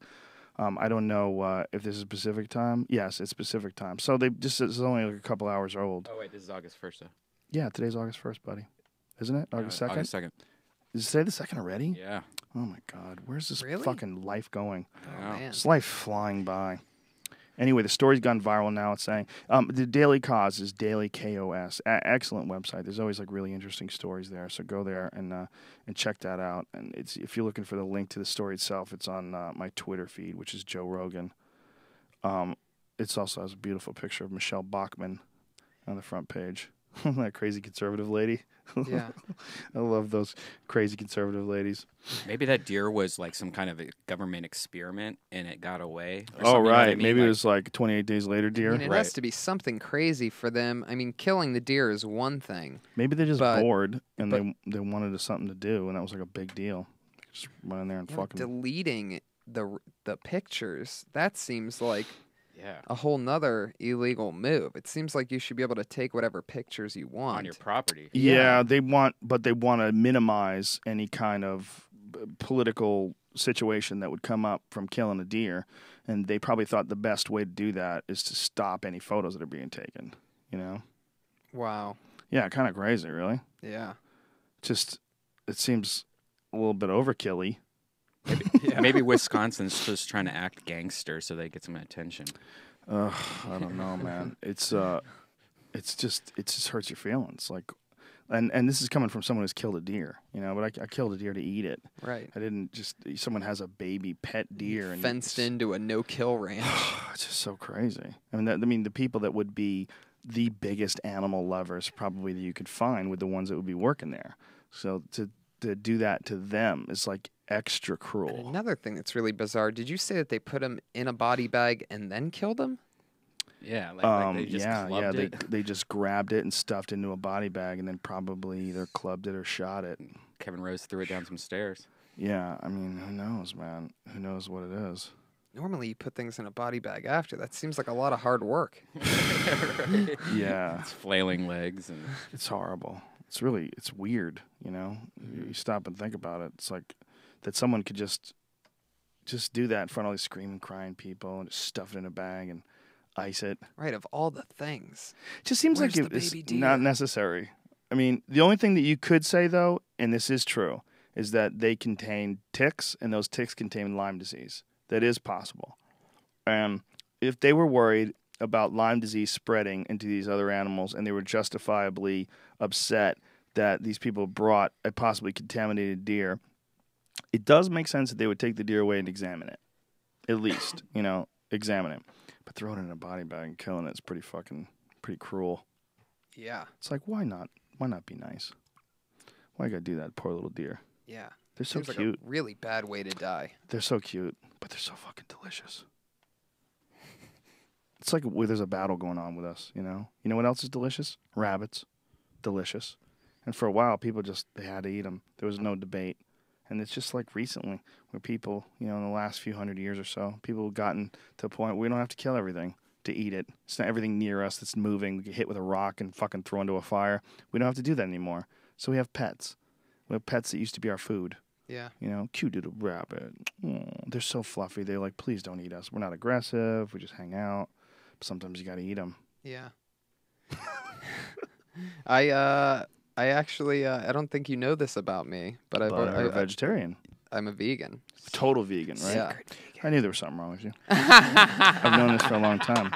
I totally understand. I always thought it was funny because I love your secret vegan bit that you do. And the first time I heard it was when I was working with you in Indianapolis, and I'm back there cracking up. And I said to myself, you know what? I'm going to keep this. I'm going to see how long I could be the opposite vegan. For Well, Joe I knew that never you brings it were. up. I knew you were at least a vegetarian for a long time. Yeah. Yeah, I think it came up maybe when we were hanging out. Yeah. Maybe do we go to dinner or something? We eat something? Yeah, I think so. Yeah, that's gotta be weird, man. When you're on the road, is that annoying? It's so hard on the road. It really is. What do you do when you like on the road? Do stand up? Luckily, you know, the main thing that I avoid is dairy. I still eat fish, sushi, salmon, all that. Oh, you because it do? Seems to be. Wait a minute. The fuck are you talking about? You're not a vegan. I'm a pescatarian that doesn't eat dairy. Dude, that is not being a vegan. Oh yeah, You eat fish. but it's the butter and milk that's the bad stuff. Yeah, but you're okay. Vegans, No, for the I most know. part, they're doing it more as well, I wouldn't say more, but one of the major considerations is that they don't want to hurt animals. Yeah, that's not my consideration at all. Mine is so selfish. I just wanted to be happy all the time. That's what I was. It has nothing to do with the animals. And you found that altering your diet has a Yeah. big change on how you feel? Big time. In what way? Creatively and Really? Oh, absolutely. I mean, see, what used to happen was that down that I would get after eating. Mm-hmm. That I mean, it's just exhausting, and I'm very reactive to that. I like coffee, and I like being able to be in position to do something. You know. Mm-hmm. So it used to really bother me. And first I cut out meat. I'm like, it's something with my eating because I would just crash so hard after every meal. I'd want to take a nap. So then I went a few months, and I've done it before, and both times it's been this way. But this time I've kept it for a year and a half. But once I cut out the dairy, the sour cream, the cheese, it's hard in the beginning, but it's not really once you just go around it. Once you have vegan cheese in your house, it's pretty much straight, because then you can make a pizza or whatever. You could throw something together if you really are craving it. And but yeah, that edge and the negativity and sort of depression like symptoms that I was feeling pretty much throughout my whole life up until the point really dissipated after the dairy was gone. Almost instantly, by the way. Like, to the meal, once I started eliminating cheese was really the main thing, because I'd have cheese on every sandwich. So delicious, though. Right. I like That's vegan the problem. cheese, though. But you get used to it, and there's great ways around it. Avocado's great. For me, it's 1 month now with no gluten. Oh, wow. 1 month where I haven't had any. It's completely changed my diet. I only eat vegetables and meats and chicken and fish and things along those lines. Occasionally I have rice, but not very often. But I've completely cut out all pasta, completely cut out all bread, and I know I'll notice a lot of differences. I don't feel, when I eat, even if I'm full, I don't need to eat anymore. I don't feel bloated. I don't have there's a feeling that I used to eat. Dude, I can put away some fucking food, all right? I would eat a giant whole pizza by myself, like with all sorts of shit on it. Pepperoni and sausage, and I will fuck up a big pizza to the point where the last couple of slices, I'm just trying to prove a point. Right. I'm just showing what a fat fucking pig I can be and stuff this down my throat. But the feeling after that, when that cement is digesting in my stomach, that paste, when it's all smashed up with my teeth and packed into a ball of just barely digestible fart fuel. Totally. I mean that's what it is. I'm just cutting horrible farts and listening to my stomach rumble, and it's just stretched out and aching. That's gone. One of the reasons why I did it is because I talked to someone about my back, which has gotten a lot better. And thank you, everybody who's had back injuries and given me tips, whether it's on Twitter, on the message board. A lot of people gave me some great suggestions of different shit to do, including Dave Asprey, who told me about ozone, prolozone therapy. It's prolotherapy with ozone, which helped me quite a bit. Really interesting stuff. But this lady told me to cut out gluten. She said she's a therapist, a physical therapist, and her husband both work with like high-level athletes. And one of the things they said is, like, we've had really good results in getting people to stop eating gluten, and a lot of inflammation goes down. And people that have had like back issues, just in cutting out the gluten, the inflammation from their discs swelling and stuff has gone down considerably to the point where it becomes asymptomatic. And I thought that was so crazy. I was like, how could gluten like have that much of an effect on you? But man, it fucking does. I've only been a month. It's about, roughly a month now, but I have much less aches and pains in joints. My face looks thinner. Like, my face is like, I'm still eating like as much as I want. Right. I'm not like I wouldn't say I'm limiting my calories or dieting, but I'm losing body fat and my stomach is going down. I know there's this book, Wheat Belly. I haven't read it yet, but apparently what they talk about is like how many people have like belly fat from eating gluten and wheat and like that. It just packs it on you. But I noticed my stomach on television. I was like, my gut's kind of sticking out a little bit because I haven't been able to work out as much because of my back. All that shit's gone. All that shit's gone as soon as I cut out gluten. Wow. I could tell in your face the most. Yeah. My face was getting pretty fat, man. I carry weight in my face. It's one of the first places I carry it for whatever reason. In my dick. So fortunately and unfortunately, my dick is looking like a runner. My dick looks like a jogger. A jogger. I want my dick to look like a bulldog.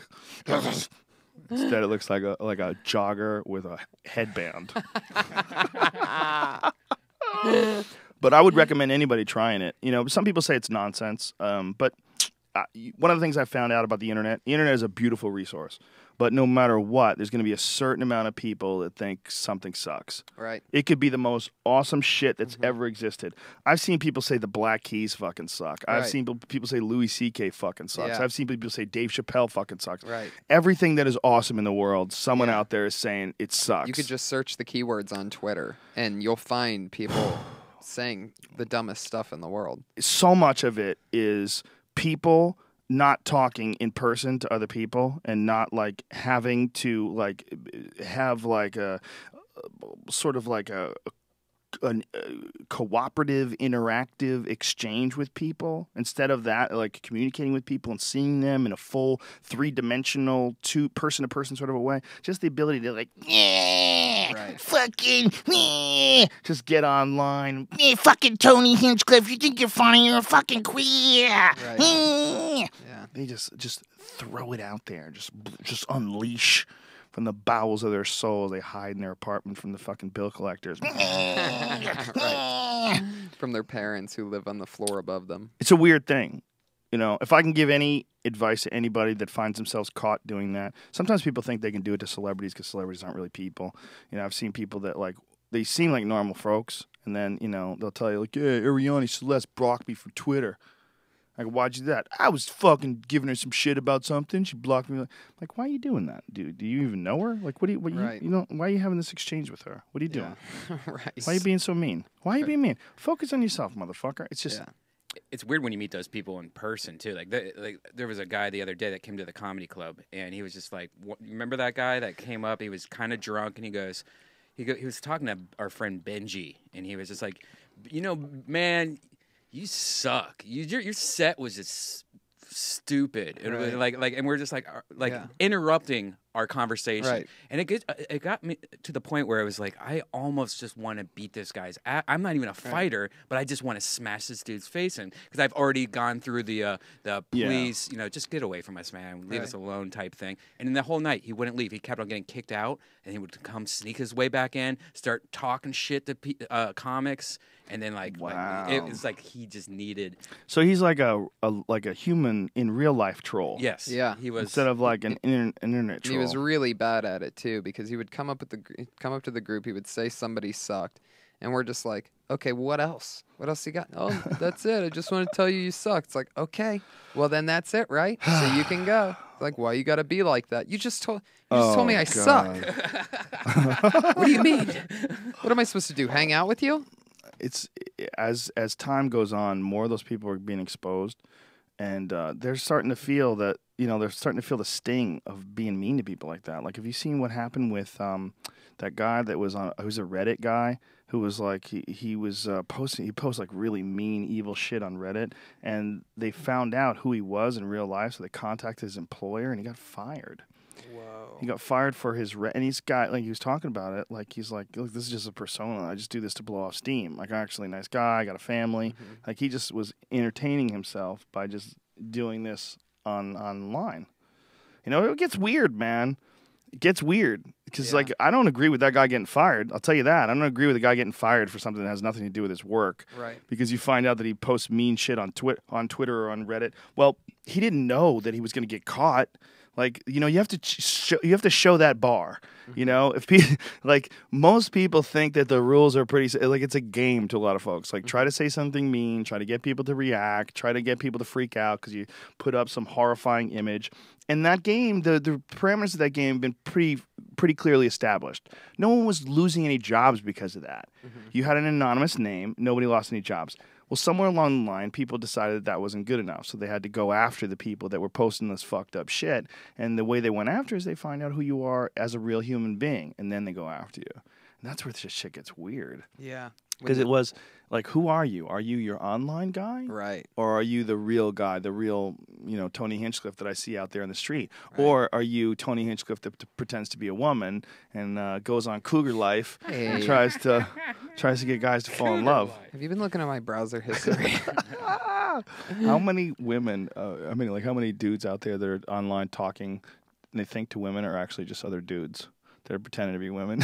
Oh, yeah. Oh, yeah, that happened to. No, that didn't happen to me. People are getting Well, one of the things catfished. that we did on this sci-fi show is we went to a motion capture studio that does they do the same stuff. They do Avatar and they did a lot of other movies, and they have all these different frames that they can put you into. Like, they put you in this motion capture suit, and they make an image of your face, and then they can put your face, like, on a body. And then you're running around this area, and you're running around actually, like, in this game. You know, you're like, you could see this character, and you could be a woman, you could be like a monster, you could be all these different characters in a game. How long is it until we have like a World of Warcraft type 3D game, and dudes just decide to be a chick? Right. You know? Yeah. Just because. Just because, just for fun. Yeah. Why not? You know? I'm always video game characters. And anyway, Yeah, you would be a girl if you were a superhero, right? Didn't you say you would be Yeah. Superwoman? Superwoman.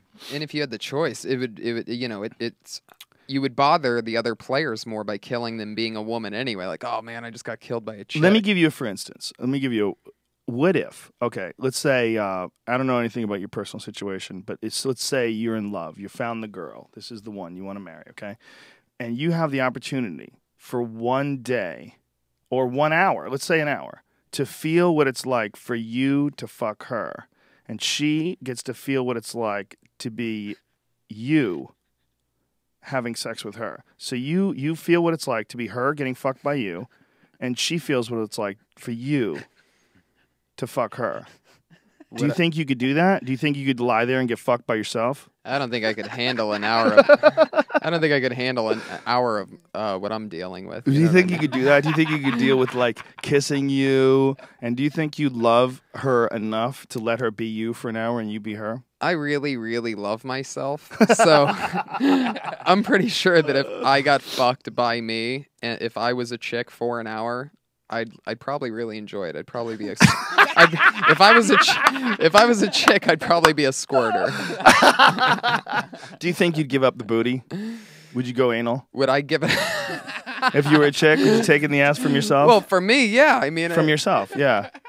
Would you just spit on your hand never and rub in your any asshole other and just, analogy would I reach back and open it up wide for you? I don't know if I would you go ass to mouth for yourself? That's the real question. How much do you really love yourself? Because you probably don't love yourself enough to go ass to mouth on yourself. But if you watch porn, girls who don't even love guys are willing to go ass to mouth. Right. So consider. Well, the girls in porns are getting like $2,000. So do I also get $2,000 to fuck myself? If that's all it takes for you to go ass to mouth, we can have that arranged. Well, he has to be fucking himself. Right, yeah, the hard part We'll just make a would be- mask. We'll just make a mask. No, that's not a guy. We'll just make a mask that looks just like you. It's not gay if it's yourself. How about we make a mask that looks just like you and we put it on a girl with a strap on? So it is like you're fucking yourself. Not enough? No, definitely not. You need No, to be the not at girl. all. No. You need to actually be a girl. Yeah. Because then you'd say, yeah, I'm not even me, I'm her. And then you look down, you see your penis, and you go, oh, no. No, I'm still a guy. What the fuck kind of game am I playing? I know. I'm so confused. I don't know whether I would fuck this thing or I wouldn't. I don't know what's me and what's not. Do they both have penises? Does one have a vagina? I mean, I've wondered.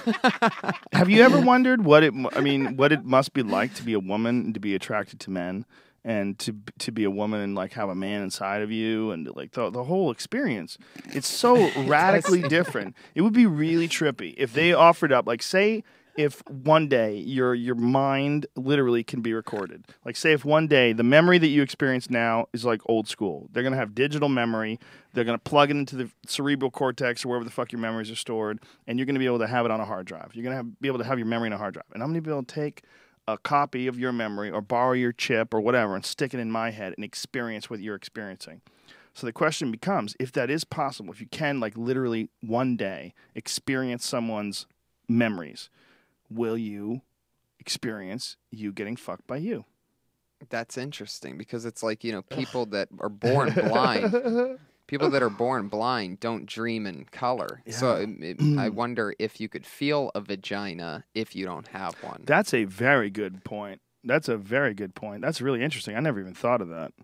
But you and the wife would just swap hard drives. It seems like they're getting a more enjoyable end. I mean, the noises that they make the whole time, and compared to, I mean, I don't know how you guys are, but I'm not that loud. It's not like You should try it. Practice it. Really? Just fucking go crazy.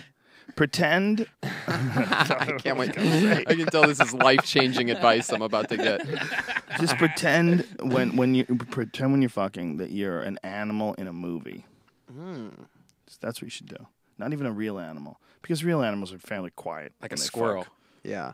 Like just a crazy, wild, undiscovered ape that lives in Africa. It's one killer fucking screaming ape and claw and hold it by the neck and oh wow. Try it. Just get crazy.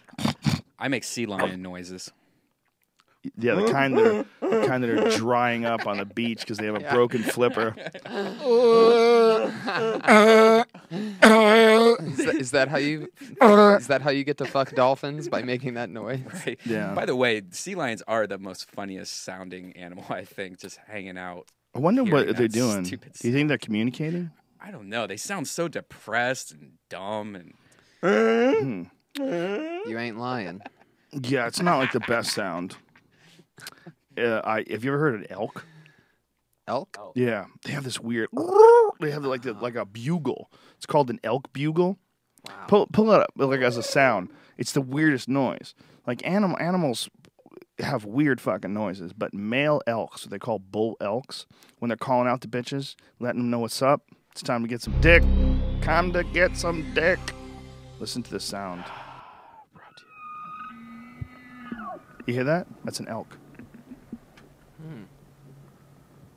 it also sounds like Tony in bed. That's a female. It's R2D2. Oh, wow. How weird is that? Elk, when you look at them with their giant fucking horns, listen to that. Is that the guy? That's an elk. That's an elk making noise. Yeah, that's a male. The males have horns. How crazy is that? That animal's right out of Lord of the Rings. Oh, yeah. It looks like a boar with antlers. They're weird because they're closer related, apparently, to cows than they are to deer. It looks like it. Really thick necks. What a weird fucking noise, Fuck, man. I'd suck off that elk after making that noise. Those mating calls are working on me. Well, I mean, what a weird animal, man. I mean, think about that reality. Living in the woods, just trekking around in snow, looking for grass to eat, and then once a year, it's time to fuck. Wow. Once a year, it's time to get your fuck on. How exciting that And must they're be all- when they're that comes bugling. around. Ooh. I wish I was here for the other day. You had the car guy on.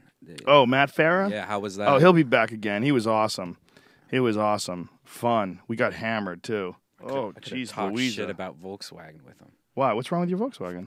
It's the most dumbest thing ever. I haven't had my car for a month. What's wrong? Well, when I first got it, they had this thing where the windows, you try to roll up the windows, and it would roll up all the way, and then it would roll down all the way. And then you're like, God damn it, you have to do it like 4 times in a row.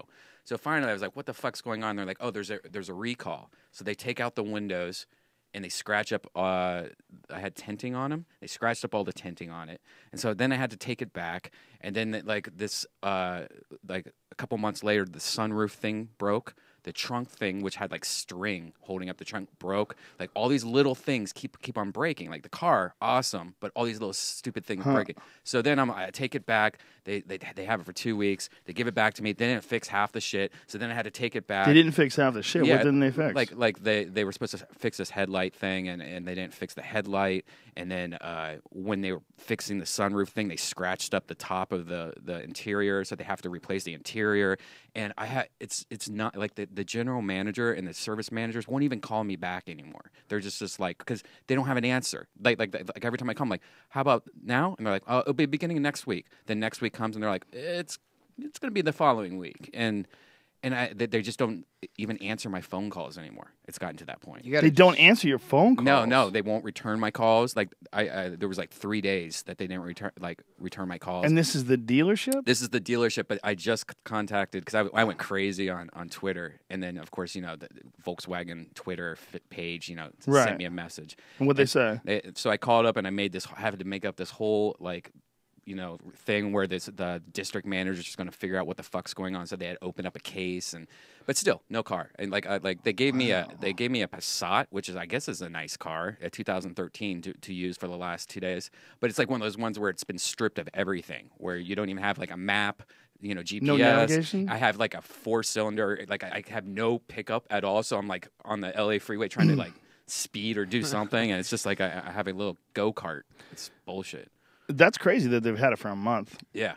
What was the major issue? What the fuck was it? The major issue was just that, like, I mean, there's been so many little things that have been breaking on it, like the windows and stuff. But like, they have this net that is over the sunroof, and you pull the net. And what are they saying? I mean, are they giving you a reason why they can't fix it? Well, no. What they do is they fix it, and they'll break something else. And then they break something. Yeah, else? like when they fixed the roof thing, they scratched up my whole interior, and so they had to replace. They're replacing the interior now. When they replaced my windows, they scratched up like all the tint on my windows when they put it back in. Like it's been just nonstop. And then like all these little tiny. Like people warned me about this. I already knew this about Volkswagen, but all these little tiny things, like the cigarette lighter thing, where you plug in your like iPhone charger, when you pull it out, the whole thing came out. So I had to get that fixed. So it's a build quality. It's a build, yeah. And what's weird is if you look back at like I get Consumer Reports and stuff with Volkswagen, they've had this problem for so long that if it's always an electrical issue. It's always like the little things break. It's never the engine. Like usually like everything runs fine. It's just like your car will fall apart, and it's like to the T. Exactly. I would go there and I would verbally abuse every employee there. Yeah, but it's not their fault. Who knows what the fuck is going on? Yeah. You know, it's not the every employee. You know, well, no, someone's fucking I mean, up. the one that they put in front of you though. That's whoever's responsible for that location. There was also a point, part of this Volkswagen experience where I ordered a part, this headlight. Like they were like, something on the freeway snapped up and hit one of the fog lights, and it was like, all right, so I have to pay for that. I understand. And they're like, well, it's going to be $200, but the labor is going to be $100. I'm like, that's fine. Just need it fixed. And then they didn't fix that. And then I was like, why didn't you fix this? And I had to take my car back. And they're like, I went to the service manager, and I was like, why didn't you fix this? And then, this service guy said that you said not to fix it. That was too expensive. Okay, well, this sounds like a personal. Oh yeah. I'm just saying. It's going to go on forever. But yeah, it sucks. Do you want to say the name of the place? New Century Volkswagen, Glendale. You can eat my dick. Oh my goodness! How dare you? That's not what I was hoping you were going to do. I was hoping you were going to say New Century Volkswagen, Glendale. Let's work this out. No. Eat my dick. They have your car still. I don't care anymore. You like they can keep my car. You shouldn't say eat my dick because they might just eat your dick. You're going to get there. They're going to lock the doors. They're going to go, oh, yeah, you want to talk some shit, huh? Hey, our phone's been ringing off the hook for the past 2 days, so we are going to eat your dick. If they come out with a fucking pair of hedge clippers and chase you around the Volkswagen shop. Okay? It's in Glendale, man. Glendale's. Oh, I'm fucked. Filled with I know I'm people that fucked. don't play. Yeah. You're not fucked. It does sound like a pain in the dick, though. And it's just Tony Hinchcliffe, any car problems you want to throw into the bench? No car problems. I did have some bad customer service 2 weeks ago, though. I was at the airport. I just gotten done with this gig. I was by myself in Corpus Christi, Texas for a weekend. I'm at the airport. I get there a half hour early, about to board. I mean, this is the Corpus Christi airport, so there's just me and the other people that are on my flight there. And I'm sitting right next to the door where they pull the gate up to, I'm sitting right there. I have about a half hour, though, to wait before they load up the plane. My eyes start getting a little heavy because I have a 5 o'clock flight. I've been up all night. I did stand up that night, so I stay up to get the flight so I can get back to L.A. early and sleep in my bed, and sleep on the plane. Anyway, my eyes get heavy. I fall asleep while they're boarding this plane. I wake up. It's 15 minutes after it took off. And I open my eyes, and there's still that lady that works for the airline there. And I go, so that plane took off, huh? And she's like, oh, you must be Hinchcliffe. I go, yeah, how do you know that? She goes, because I just paged you twice. I go, I'm sitting right here. I mean, sure, I fell asleep, but you would think that this lady, there's nobody else in the airport now. She didn't. So you think they're supposed to wake you up? Is that what the fuck you're saying? Jesus Christ, But she's you lazy paging- bitch. She's paged. They're going to fly you through the sky in a fucking metal tube. You want them to wake you up too? There's like 150 fucking people on this plane. They don't have time to wake you up. There wasn't even, it was like 35. Whatever it I'm is, the there's only 34 other people to think about. Why the fuck should they wake you up? There's only one guy sitting there. Wake up, bitch. sleeping. It's time to wake up, I don't bitch. agree with that. They probably were like, hello, sir, you right there. Yeah. All right, last call. Like, they're not going to come up to you and like shake you, like, just in case if you're not Tony Hinchcliffe. Tony, you're a mess. That's what the fuck happened. You're a goddamn mess. Wow. You couldn't even stay awake long enough to catch your flight. What are you, on Ambien? Taking drugs, son? Nice Ohio boy, come over here, fall into those LA ways. Is that what happened? No, man. I was sitting in an airport. Yeah, you son of a bitch. Son of a bitch. Did you see this article on magic mushrooms repairing brain damage caused by extreme trauma? It's on my Twitter. It's a study from the University of South Florida that found that low doses of the active ingredient in magic mushrooms repairs brain damage caused by extreme trauma, offering renewed hope to millions of sufferers of PTSD, or post-traumatic stress disorder. And that this study confirms previous research by the Imperial College London that psilocybin, a naturally occurring compound present in shrooms, stimulates new brain cell growth and erases frightening memories. Mice conditioned to fear electric shock when hearing a noise associated with the shock simply lost their fear, says Dr. Juan Sanchez Ramos, who co-authored the study. A low dose of psilocybin led to overcoming fear conditioning and the freeze response associated with it faster than the group of mice on catanserin, which is a drug that counteracts the receptors that bind psilocybin in the brain, and a control group on saline. Amazing. It's amazing shit, man. Yeah, they've linked it to curing depression and other mental health issues as well. What they're saying, yeah, this article also goes on to talk about how PTSD is not just psychological, that common symptoms, it says, such as hypervigilance, memory fragmentation, flashbacks, disassociation, nightmares, and flight or flight responses to triggers are generally thought to be psychological and therefore treatable by learning to change thought processes, but new research suggests that they may in fact be the result of long-term physiological mutations to the brain. That's interesting, that it actually changes the brain and that psilocybin repairs those changes. That's amazing, man. I totally believe it. I believe it too, but that's an extreme statement, you know? That's really incredible. It's really incredible that they can do that. It feels like it when you're on them. Yeah. It feels like there's a new brain growing. Well, I always can see myself, I can see life better. You know, I can see I get a nice path. Like, oh, there's a nice path to go down. You know, like sometimes like you get, especially if you're overwhelmed with life and busy and stressed out, you can get a little cloudy on what the path is. Totally. But then sometimes just one psychedelic experience, and then you see the path. Like, oh, this is what's right. This is what's good. I had my first one in a while, just a few weeks ago with Ari. We went out to Joshua Tree. Oh, you were on that little journey. And we had a blast. And ever since then, it would just like I knew I needed. I mean, it's just like clockwork. It gets rid of all that. I was having regularly, maybe once a day for maybe only 20, 30 seconds, these feelings of, oh, I'm dying. You know what I mean? Like this natural anxiety, like how am I, whatever. Yeah, interesting. And it's just gone. It's just it cleanses. It's like giving your brain a shower is how it feels like to me. It just feels scrubbed. I think it's amazing that you had that incredible experience from just dropping dairy. That you had this experience of no depression, feeling better and happier, just from dropping dairy. No doubt about it. Immediately, like that day. And so delicious, though. But it's so delicious. It is, but you lose the thing for it after you don't have it, and once you feel the results directly, you're like, I mean, I love sour cream, but I don't love it that much, and it's easy to switch over to almond milk and or any kind of those things. They make so many different kinds now, and I love almond milk, and I never really was a big fan of regular cow's milk. Yeah, almond milk's pretty badass, actually. Yeah. Almond milk, it tastes good, and it doesn't give you that weird feeling when it's over. But it does taste like when you're drinking it. It tastes like you're drinking milk. But no, I can't even have fucking cereal. So it's a point, Tony Hinchcliffe. I know. There's no cereals that are non-gluten. They probably taste like ass. I'm sure someone's going to tell me about ones that are good. I found out there's a lot of beer that you can drink.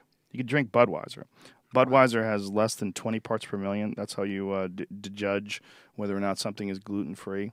Budweiser and Heineken, apparently. Heineken has so little gluten in it. Corona, Sapporo, the rice beers of Japan. Those beers are all rice beers. They're not wheat-based.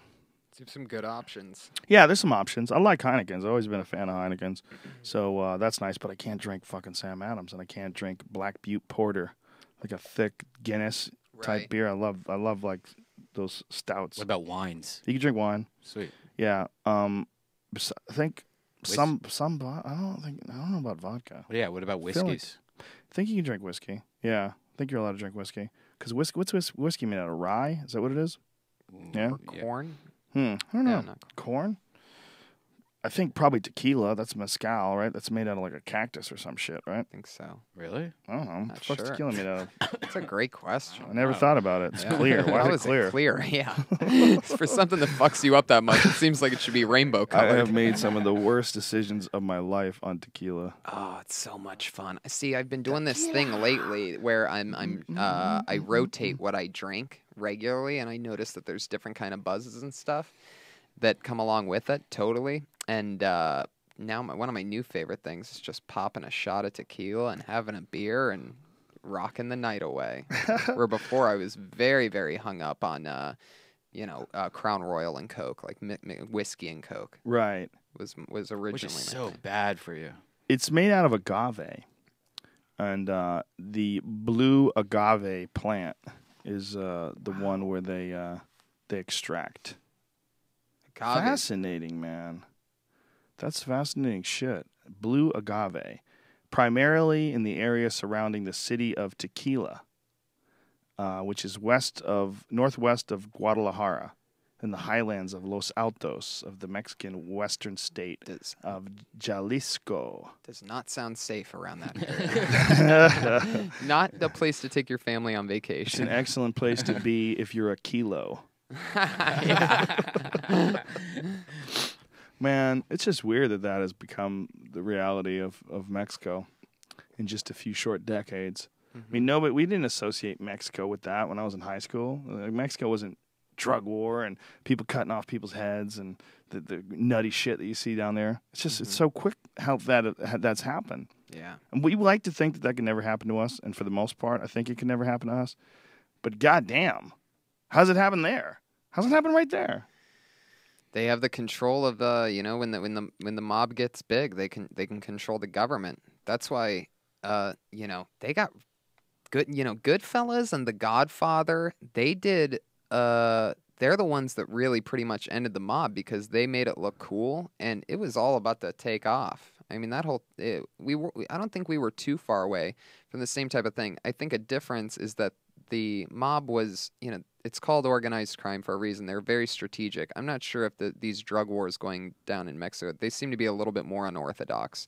They're very eager to send a message. That seems to be their main thing. They will cut off heads and put them on your mailbox, if you fuck with them. And, the mob, they would just put a horse's head in your bed or something like that. They wouldn't put a human head on your mailbox. You're romanticizing the mob. The mob, they were nice. My mom was a nice person, so she ran a few numbers. But everybody was fine. We killed a horse every now and then to keep you in line. It's really interesting. They really were. You really think so? In a lot of ways, yeah. I mean, the city of Youngstown was booming when the mob was still, not booming. The steel industry was dilapidating it, but it's better to have organized crime than disorganized crime. And what happened when the FBI raided Youngstown, for example, and that's a small, not too small, but it's a pretty small scale of what obviously would be like in New York and Chicago. But what happened in Youngstown was black gangs took over, the Bloods and the Crips, in a very, very big way. And then all of a sudden there's drive-bys and there's bullets going through your window and leaving a mark on the other side of your living room wall. And it all becomes a reality. Whereas when the mob was there controlling the streets, there was no other gangs. But as soon as they got rid of the mob, they don't mind disorganized crime as much as they mind organized. It's very bizarre. Yeah, that is pretty crazy. That's what people say about Vegas. People, they always talk about the good old days when Vegas was run by the mob. The mob just ran Vegas right. Everyone was polite. Everywhere you go, you got a nice lobster.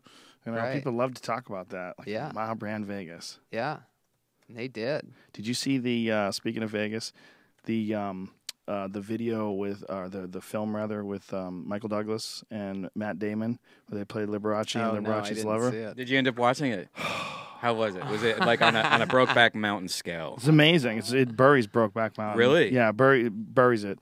Brokeback Mountain. First of all, I don't remember who said it. I think it was Ricky Gervais said something really funny.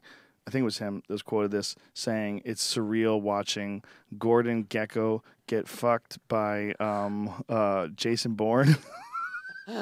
Because, Matt Damon is Jason Bourne and Gordon Gekko was Michael Douglas. And, Matt Damon is fucking, Michael Douglas. They show that? Yes. First of all, Michael Douglas is one of the baddest motherfuckers that ever lived. Mm-hmm. He is Liberace. I mean, he fucking is him. Wow. It's amazing. I mean, if you watch Liberace and watch the films and watch like how he talked and behaved, I mean, he literally is him. It's amazing. The transformation is spectacular. He makes you realize what a great actor he really is. Yeah. And Matt Damon, too. You fucking buy it. You buy it hook, line, and sinker. You know he's Jason Bourne. Okay? You know he was the guy from Good Will Hunting. You know all those things, and yet you still buy it. Mm-hmm. Wow. Hook, line, and sinker. They are two bad motherfuckers. And before I saw it, I was like, how good could this be? Like, Jesus Christ. While you're shaving your balls and waxing and oiling it up. No, before that. In preparation. Before that. I don't watch gay films naked. Anyway. The acting in it was incredible. The story, though, it's kind of a weird story because all it is essentially is one guy who got pissed that Liberace didn't want to fuck him anymore, so he told the Liberace story. And the Liberace story, to be told in this film, is basically that Liberace liked to fuck. He was really super talented. He liked to play music. Most of the old ladies came to the show, didn't know he was gay, and after the show was over, he wanted to get guys and fuck them. Mm-hmm. And like, that's it. Like he's painted out to be this like horrible, horrible, horrible person, but in reality, he was just a guy who had $500 million and liked to fuck. Yeah. I mean, he really didn't hurt anybody in the movie. Kicked the guy out when the guy got crazy, but it also is interesting because the guy who Matt Damon is playing, like his character in the movie, is hooked on pills and all these amphetamines, and you watch like Matt Damon's character change his personality, and so it's fucking great, man. I love great acting. It's amazing to see how some actors, a lot of great actors play some of the same types of characters through movies. The most impressive to me is Walter White, Bryan Cranston. Bryan Cranston, because yeah. I didn't realize until like season 4 or 5 of Breaking Bad. I don't know if you watch it. But, But he also plays the dad in Malcolm in the Middle. Oh yeah, like this positive, happy, like and Walter White is the complete opposite of that. He's got so much to him, and he's not just something that's just a little bleak character like the Malcolm in the Middle dad. He's so developed, and it's so deep and so emotional, and you see so much of it that agility that he could play that guy and that guy. Yes. And he plays that guy so well. He wins like every year pretty much, or at least a few now for his work on that. And to think that he can play that guy too, just a Malcolm in the Middle dad. His portrayal of a teacher is so goddamn good. I mean, he sets the parameters of like the way a teacher would behave so perfectly and precisely. It's masterful. It really is masterful. He's incredible. It really is. Yeah, the guys who can do that, like you got to really admire that. That's just such a very specific level of acting. You know, there's like Daniel Day-Lewis, which I harp on too much, but it's like that level of acting. It's so much different than most of the douchebags you see at Starbucks going through their scripts. Totally. And Cranston's such a cool guy too. I don't know if you saw this, but at Comic-Con, yeah, I did. You saw the thing with the mask. Mm-hmm. And then they brought him up for the panel, and he took off the mask. Place went crazy. Why do I feel like we played Liberace music on this podcast before? Have we? No. This is what I want to pull up then. I want to pull up the song When Liberace Winks at Me. Because this was like some real shit. This is in 50s-ish when Liberace was like, I guess this was like a scene in a movie, and a woman is singing a song about how enthralled she is by Liberace, and it's amazing. First of all, it's amazing when you stop and think about how much our culture's changed since then, because this is like, whatever the hell it is, We'll pull it. What does it say? What year does it say? 1955. 1955. Wow. Watch this shit. This is incredible. It's like a strange time machine. Oh, it's just the... Watch this. Liberace and Libby Morris. She's sitting in front of her TV, and she's on her knees in front of a little desk writing a letter, and she's staring wistfully into the TV while Liberace plays piano. He's so handsome. And he winks at you. When he winks, it clinks. President of the fan club, I'm dropping you this line. I'd like to join your fan club. It would simply be divine. I found a brand new idol. He's charming as can be. I really can't describe the strange effect he has on me. Look at this.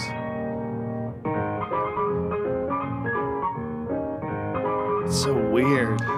Watch it. I start to shake, I start to shiver, and every fiber in my being seems to quiver. It's a feeling very close to ecstasy. That's what happens when Liberace winks at me. Watch this. Clink. That's a that weird loud noise. dink. That loud clink is his eyeball. And my pulse starts to pound like a hammer. I'm bewitched as any fool can plainly see. That's what happens when Liberace winks at me. You can't compare the charming baby. How fucking what weird. made you get into listening to that? I'll tell you what, man. After that movie, I went on a Liberace kick for several days. Wow. I resisted it at first because I was like, "What am I, a Liberace fan?" But so somewhere along the line, I embraced it, and I just started just Googling Liberace and listening to interviews. I watched him give a tour of his house. He had it was weird. He had his house was like real regular looking on the outside.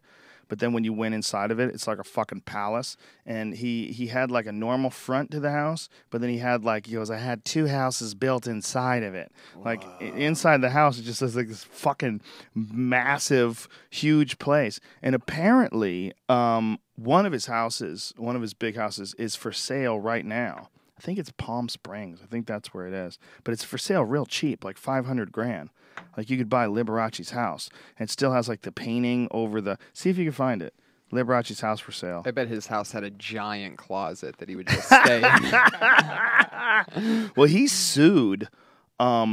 He sued a newspaper in England because they claimed that he was gay, and he sued them and won apparently. Wow.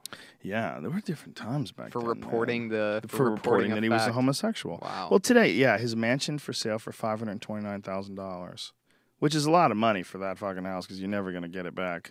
Probably smells like shit. It's all just dicks and shit.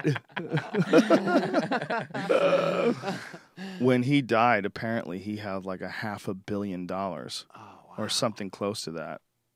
He was just so gangster. What he did was so crazy. He made his boyfriend get plastic surgery to look like him. So it goes back to like what we were talking about earlier. He wanted to fuck himself. Yeah. That's what he wanted. Yeah, he made his boyfriend, this handsome guy, get a chin implant to look like Liberace. Wow. That's some crazy I mean, shit. that is going deep with the crazy. Yeah. That's going really, really deep with the crazy. Fucking A, man. Wow. Yeah. A chin implant. Here, hey, get a chin implant and learn how to play the piano like a fucking genius. Dude, he didn't give a fuck. Wow. He didn't give a fuck. And he was a brilliant, brilliant fucking pianist, man. I mean, he was like a fantastic pianist. It was really, I mean, it's really amazing to watch. Did he ever date Leno? How dare you? How dare you? I don't get it. Leno has a big chin, too. Oh. I've been around him for years, okay? I see how this crazy fuck works. Did you guys hear about the unmarked graves in Florida at the Reform School? Oh, my God. Go back to July 31st on my Twitter, Brian. You'll find this story. In Florida, a clash over exhuming bodies at a reform school. There's this reform school in Florida, and they're called the White House Boys. They were a group of men, and many of them now in their 60s and 70s, who were sent to this reform school when they were children, and they remember beatings where people were beaten to death, where students there were beaten to death. Like they had, like, they ran the place with an iron fist. And when kids got out of line, they gave them frightening beatings. and say they knew children who died from the beating. So a few years ago, the state investigators said that they found no evidence that anyone at the staff of the school had been responsible for any student deaths. But then these people, with the state's permission, they got a team of researchers, and they used ground-penetrating radar to locate nearly 100 unmarked graves at the school. Jesus. More than 100. Oh, yeah. So they thought it was 50 at first, and then people were freaking out. And then they kept finding more. The state report said the 50 boys were believed buried in unmarked graves, but said that it would not be possible to identify and exhume the remains from individual grave sites. So then they started admitting it, and that's when forensic anthropologist Aaron Kimmery got interested in the story. So they used ground-penetrating radar, found 100 fucking bodies, and now what's interesting is that the governor does not want them. They don't want them exhuming all these bodies. They're trying to keep the lid on this shit. They're like, Jesus Christ. So Governor Scott is fighting exhumation, but Kimmery and her team are supported by Florida's Attorney General, members of the legislature, and by Senator Bill Nelson. This is incredible, man. The state of Florida has the worst publicist in the world. Everything out of Florida, it's never great. Hey, great stuff discovered in Florida. No, it's either sinking into the ground, people killing each other. 100 bodies. 100 bodies. Where's these Unmarked parents graves. at? Well, they're dead. These people are all. This is all from the 1930s and shit. No, but when it happened, hey, my son never came home from school. I don't know. Hey, my other son didn't come home from school. I mean, I think that you're dealing with, probably decades of, one a year missing, and they've 100 fucking bodies. Yeah. I mean, I guess it's more than that. It needs to be more than one a year, one every few months. I mean, how many did they kill? I mean, I wonder how long they were open for. That's a good question, actually. Let's see this. Yeah, you would think somebody would be like, wait a second, there's been 100 missing students in the last 10 years. Just what they call them, the White House boys. Ooh, this is so creepy.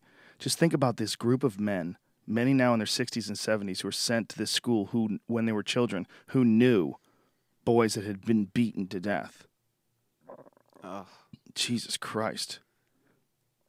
That's insane. Yeah, man. Brutal, brutal beatings. Florida has a website or a Twitter account called Florida Man. It's _ Florida Man at Twitter. It is maybe the best Twitter account ever. It's all shit that dudes who live in Florida have been arrested for. I mean, and it's updated all fucking day, every day, and it's awesome. It's awesome. Florida man tells police he has a gun, so they'll respond to his 911 call quicker. Florida man to cops, I'm not going anywhere until I get my weed. It's humidity, man. Humidity drives people crazy. Gets Florida them all worked man up. arrested twice in 1 week for sex with dogs. Florida man taken to police station for driving without a license, urinates on x-ray machine and detention officer. Florida man stops to help woman after motorcycle crash, steals her purse. Oh, I know. I heard about that. Yeah. Did you hear about that? No. This woman was in this car accident. She was trapped in her SUV, and this guy came up, just stole her purse, and then left her in there. Florida man leaves 6-year-old son in crash car because he thought his driver's license was suspended. It wasn't. Wow. Florida man crashes car 3 times in one night of drunk driving. Wow. 3 times. How's that even possible? Oh, man. People are awesome. But Florida's just so strange. It's just so strange. Mm-hmm. There's a whole weird thing going on over there, man. That whole swampland, it's like the devil's gooch. Yeah. Just swamplands and fucking, they put Disney World there, but it's doesn't seem like Disney World should be in the middle of that state. Yeah. Well, you know what they said about Florida, that within this decade, within the next 10 years, they believe that Miami's going to be underwater. It's like the most recent estimates. They're worried that Miami and a lot of Florida, the ground is apparently very porous, and so it's not like New Orleans where you could set up a levee. They're like, once that water rises, it's a wrap. Yeah. You know? So I don't know if this is right, but if that's right, think about all those giant ass condos that are on the beach in Miami. Mm-hmm. Those are all It's gonna be like Venice. It'll be like Venice, Italy. It'd be way crazier than that because there's going to be no one in those things. Like, what are they going to do if all that's under the ocean? Like, do you know how freaky it would be if you could drive a boat through Miami and see all these giant buildings in 10 years? Do you think people wake up then and realize what the fuck is going on? Oh, they're going to have to at some point. Like, people are going to be like, hey, man, I think maybe we should fucking stop building right on the water. What do you think? Right. I think this water's coming up on us. Mm-hmm. Oh, it's happening. Do you see the videos of the North Pole that looks like a swimming pool? No. You ever seen that? Uh-uh. It's fucking crazy. See, if you pull that up. North Pole melting. Wait till you see this. There's like, they have videos of Greenland and like these Manhattan-sized chunks of ice are falling off glaciers into the ocean. Oh my God. And it's like, it's all happening like right there. It's like you could watch it every day. I wonder how long. I just don't even know. I wonder when like common sense and technology are going to just butt heads. Yeah. And people are just going. They'll no longer be. Eventually, there's going to be no longer debates about things. You know, like, hey, is there global warming? Well, here you go, boop, boop, boop, boop, boop, boop, and just diagrams and stuff. And yeah, there's a. You know, I mean, it's going to get realer as technology keeps getting better. The arguments are all going to end.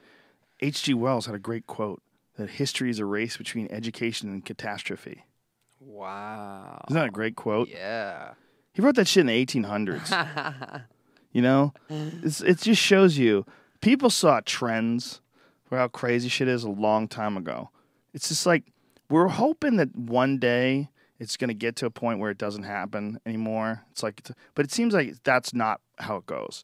How it goes is just you manage the chaos as much as you can while it's around you. What is this? Supposedly a webcam of the North melting? Pole. Yeah, it just slowly starts turning into a lake in this area of the North Pole. Let's see. A little.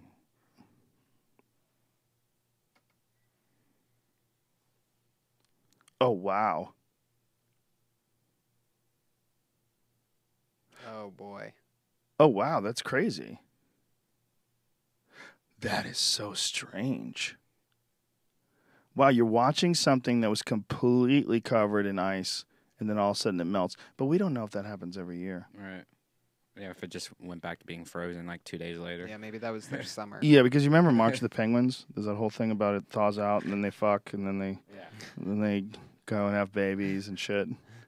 And then it's freezing cold out. They have to hide the eggs. Mm-hmm. Did you ever see that? No, I didn't catch that movie. Oh, it's a great movie. It's an interesting movie, but it's a brutal existence. These poor penguins, they have to huddle up together to block each other from the wind. They just get together and stand up, and the wind just whips them fucking 50 below zero, and just and they're just trying to cover their eggs with their feet. It's so primal. Wow. It's amazing when you stop and think about what kind of environment that life is not just living in, but thriving year after year, year after year. These things keep fucking in that same spot, keep making babies, keep walking miles across the ice to get to the ocean, keep surviving. And you complain when your internet goes down. Yeah. Penguins, I mean, they're just born in negative temperatures. This is the suckiest spot on the planet. Yeah. Right? Is there a suckier spot? Would you rather live in the North Pole or in the jungle? Or Jungle. South Pole. North Jungle. Pole or South Pole? Jungle, I live in the jungle, Same I shit, climb a isn't it? tree. I don't know. Is it the same shit? They're it both the same? frozen, aren't they? Give South me- Pole's frozen, like Argentina. Like there's glaciers in Argentina. Why don't we hear anything about the South Pole? It's always the North Pole. Because that's where Santa lives. South Pole? No. Santa lives in the North Pole. Who the fuck lives in the South Pole? Antarctica's the South Pole, right? Yeah. Yeah. Yeah. It's creepy down there. Yeah, it's tricky. They don't even they Is that true? don't even really know what's Let's see, going map on of the down there, world. by the Is way. that true that the Antarctica's? I don't know. And if you say to me, Yeah, it people is. Antarctica's down there. people say to like I got a lot of criticism when we did the Dan Carlin podcast. Like you're so ignorant for a man who's 40 years old about some shit. Yeah. But you know what? I'm fucking honest about what I know and what I don't know, man. Yeah, there's a lot of shit I don't know, but there's a lot of shit I do know. There's no room for all of it, okay? God damn it. If you can only know so many things in this life. It doesn't make you stupid because you don't know things, okay? You know what it makes you? You're interested in other shit, folks. People have to get that into their head. Just because there's certain data that you should have probably accumulated, but if you haven't, it doesn't mean you're stupid. Right. You know, and people are so quick to call stupid on people. Right. Like, there's plenty of shit that I've done that makes me stupid. That's not one of them. Yeah, South America. It's below South America. Antarctica is essentially the South Pole. Mm-hmm. And I just learned the other day that we're still in the Ice Age. We are? Yeah, if you look up Ice Age, that's what we're still in that because it's a huge, tens of thousands or whatever of years. And because Antarctica and the North Pole and Greenland or something like that, there's another one, or Iceland or Greenland, because these things exist, we're still in the Ice Age. Until they melt, that we're still in that. Whoa, that's crazy. Wow, I never even thought of that. So until these frozen areas melt, we're still in the Ice Age. So when the dinosaurs were around, there were no icebergs or shit? I'm not sure about that. I don't know. I don't know whether that was in that period or not of tens of thousands of years. That's the hardest thing to wrap your head around. Yeah. That this thing changes so often. It's just constantly the ocean's moving and changing. When I was in Montana when we were hunting, one of the things that was so weird was seeing seashells there. You would climb these tall hills, and as you're climbing up, the ground is actually like silt. It's silt because that used to be the ocean. That used to be the Great Western Inland Sea. So as you're walking around, you're walking in this real mucky, sort of clayish, muddy thing, and as you're walking up it, you'll find seashells. It's such a mind fuck. Yeah, Joshua Tree, you're looking at these rocks sometimes. It's like a movie set. Because you're like, how's that a perfect circle? How's that rock a perfect... who rolled that here? How did this get here? Well, you ever see those rocks that they found? I want to say Belize stones. Let me say Belize. I loved that picture of you and the salmon that you caught, that giant hog of a salmon. Yeah. Your smile was ear to ear. Ari and I caught a bunch of them, man. Oh, you were up there with him? I didn't know. Yeah, Ari and I, we did the Beartooth, I think it's called the Beartooth Lodge. It's a badass place in Anchorage, and we went salmon fishing up there. Did you eat those bad boys, or is it? We didn't eat those because when we went... It was a catch and release time. But they base it on how many salmon come through the weir. The weir is like the salmon have to come into this box area, and they count them, and then they let them through. But right before we got there, we couldn't have asked for a better day. Before we got there was like hundreds of salmon came through. So it was like a crazy amount were in the river while we were there. It was so fun. They're so big. It's weird, though, being up there and seeing moose everywhere. Seeing moose and eagles and shit.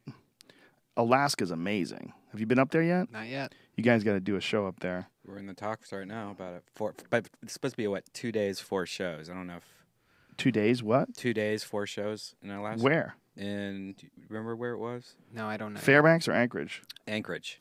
Where are you gonna go? Do you know the place? I don't know the place. 2 days of shows. It'll be fun. You'll have a great time. People up there are cool as shit. The girl said that the girl that's booking it said that it's one of those places that they never have anybody come out there. So like if anybody comes out, everybody just goes to the show. Wow. Like no matter if they're a fan or not, they just want So they find out about it because that's it. Yeah. Yeah, well, it's an awesome town, man. There's something really cool about those people up there, and I think part of it is because they just it's like they're real bonded. It's a real interesting kind of a community, and they're very progressive too. We saw Christians for Equality, this big group of Christians for Equality. They were standing on the corner with like the gay flag, the rainbow flag, and they were like waving these signs and like waving to people, and people like honk at them when they drove by, like agreeing with them. It's kind of interesting. I didn't expect that in Alaska. I mean, I don't know what my prejudice were. I've never heard of that group before. That says a lot about Alaska. Christians for Equality. Normally, Christians are very Christian. Yeah, no, not up there, man. It was really cool. The shows were cool. Everything about it was cool. That's awesome. And it's just you feel weird being up there. If it's any trend how much Canada loves comedy, the farther north you go, then it must be like heaven, comedy heaven up there. Because I love the few times I've been in Canada to do comedy shows. It's always been some of the highlights, and so I can't imagine what it's like farther north. Did you do Seattle? Yeah, I've done Seattle. Seattle's fucking awesome. Yeah. They got a cool comedy scene there, too. They have a couple comedy clubs now. They got that Parlor Live, too, that place that's connected to a pool hall. I just did the Moore Theater up there with Tom Segura last weekend. Oh, it was fucking so fun. Yeah, Seattle's it's a great place. I did that venue, I think, with Jeff. Does it have, like, church-like things on the walls? Yes. Like those big...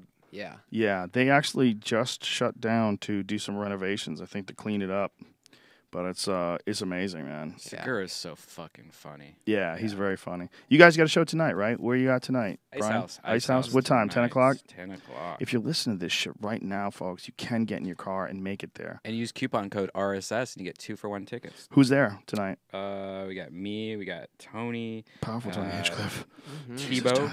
Jason Tebow, Jesus Christ. Virginia Collins. Oh, my goodness. Matt Edgar. Make it end. Make it end. There's too much comedy. Sartiana? Is that it? Sartiana, I think, maybe. Excellent. You going to do an Ice House Chronicles as well? No.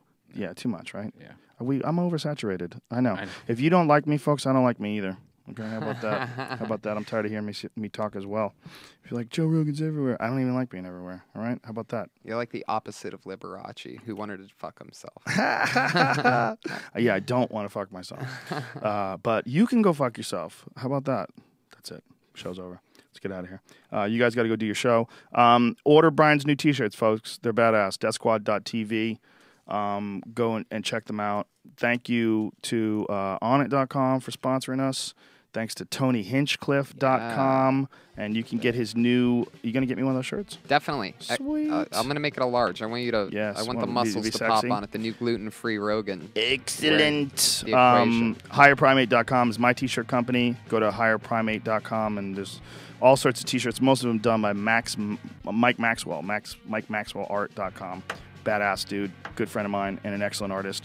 Onit.com, use the code name Rogan, save 10% off. We'll be back on Monday with the lovely and intelligent Abby Martin from RT. Sweet. We'll try not to get too conspiratorial on you, ladies and gentlemen. We'll try not to be too doom and gloom. When Abby Martin comes on, all these people that come on that are journalists, they scare the shit out of me with reality. So we're just going to try to have fun with Abby. You know, everybody wants us to be serious and fucking try to bring down the government, man. No one's going down. Let's just have some fun and hang out.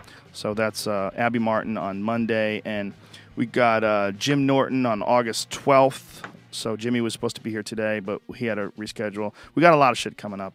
And so thank you, everybody. Thanks for all the Twitter messages and all the love. And thanks for everybody who came out to the Moore Theater in Seattle. We had a great fucking time. We appreciate the shit out of you people. And we'll see you next week. Big kiss. Mwah.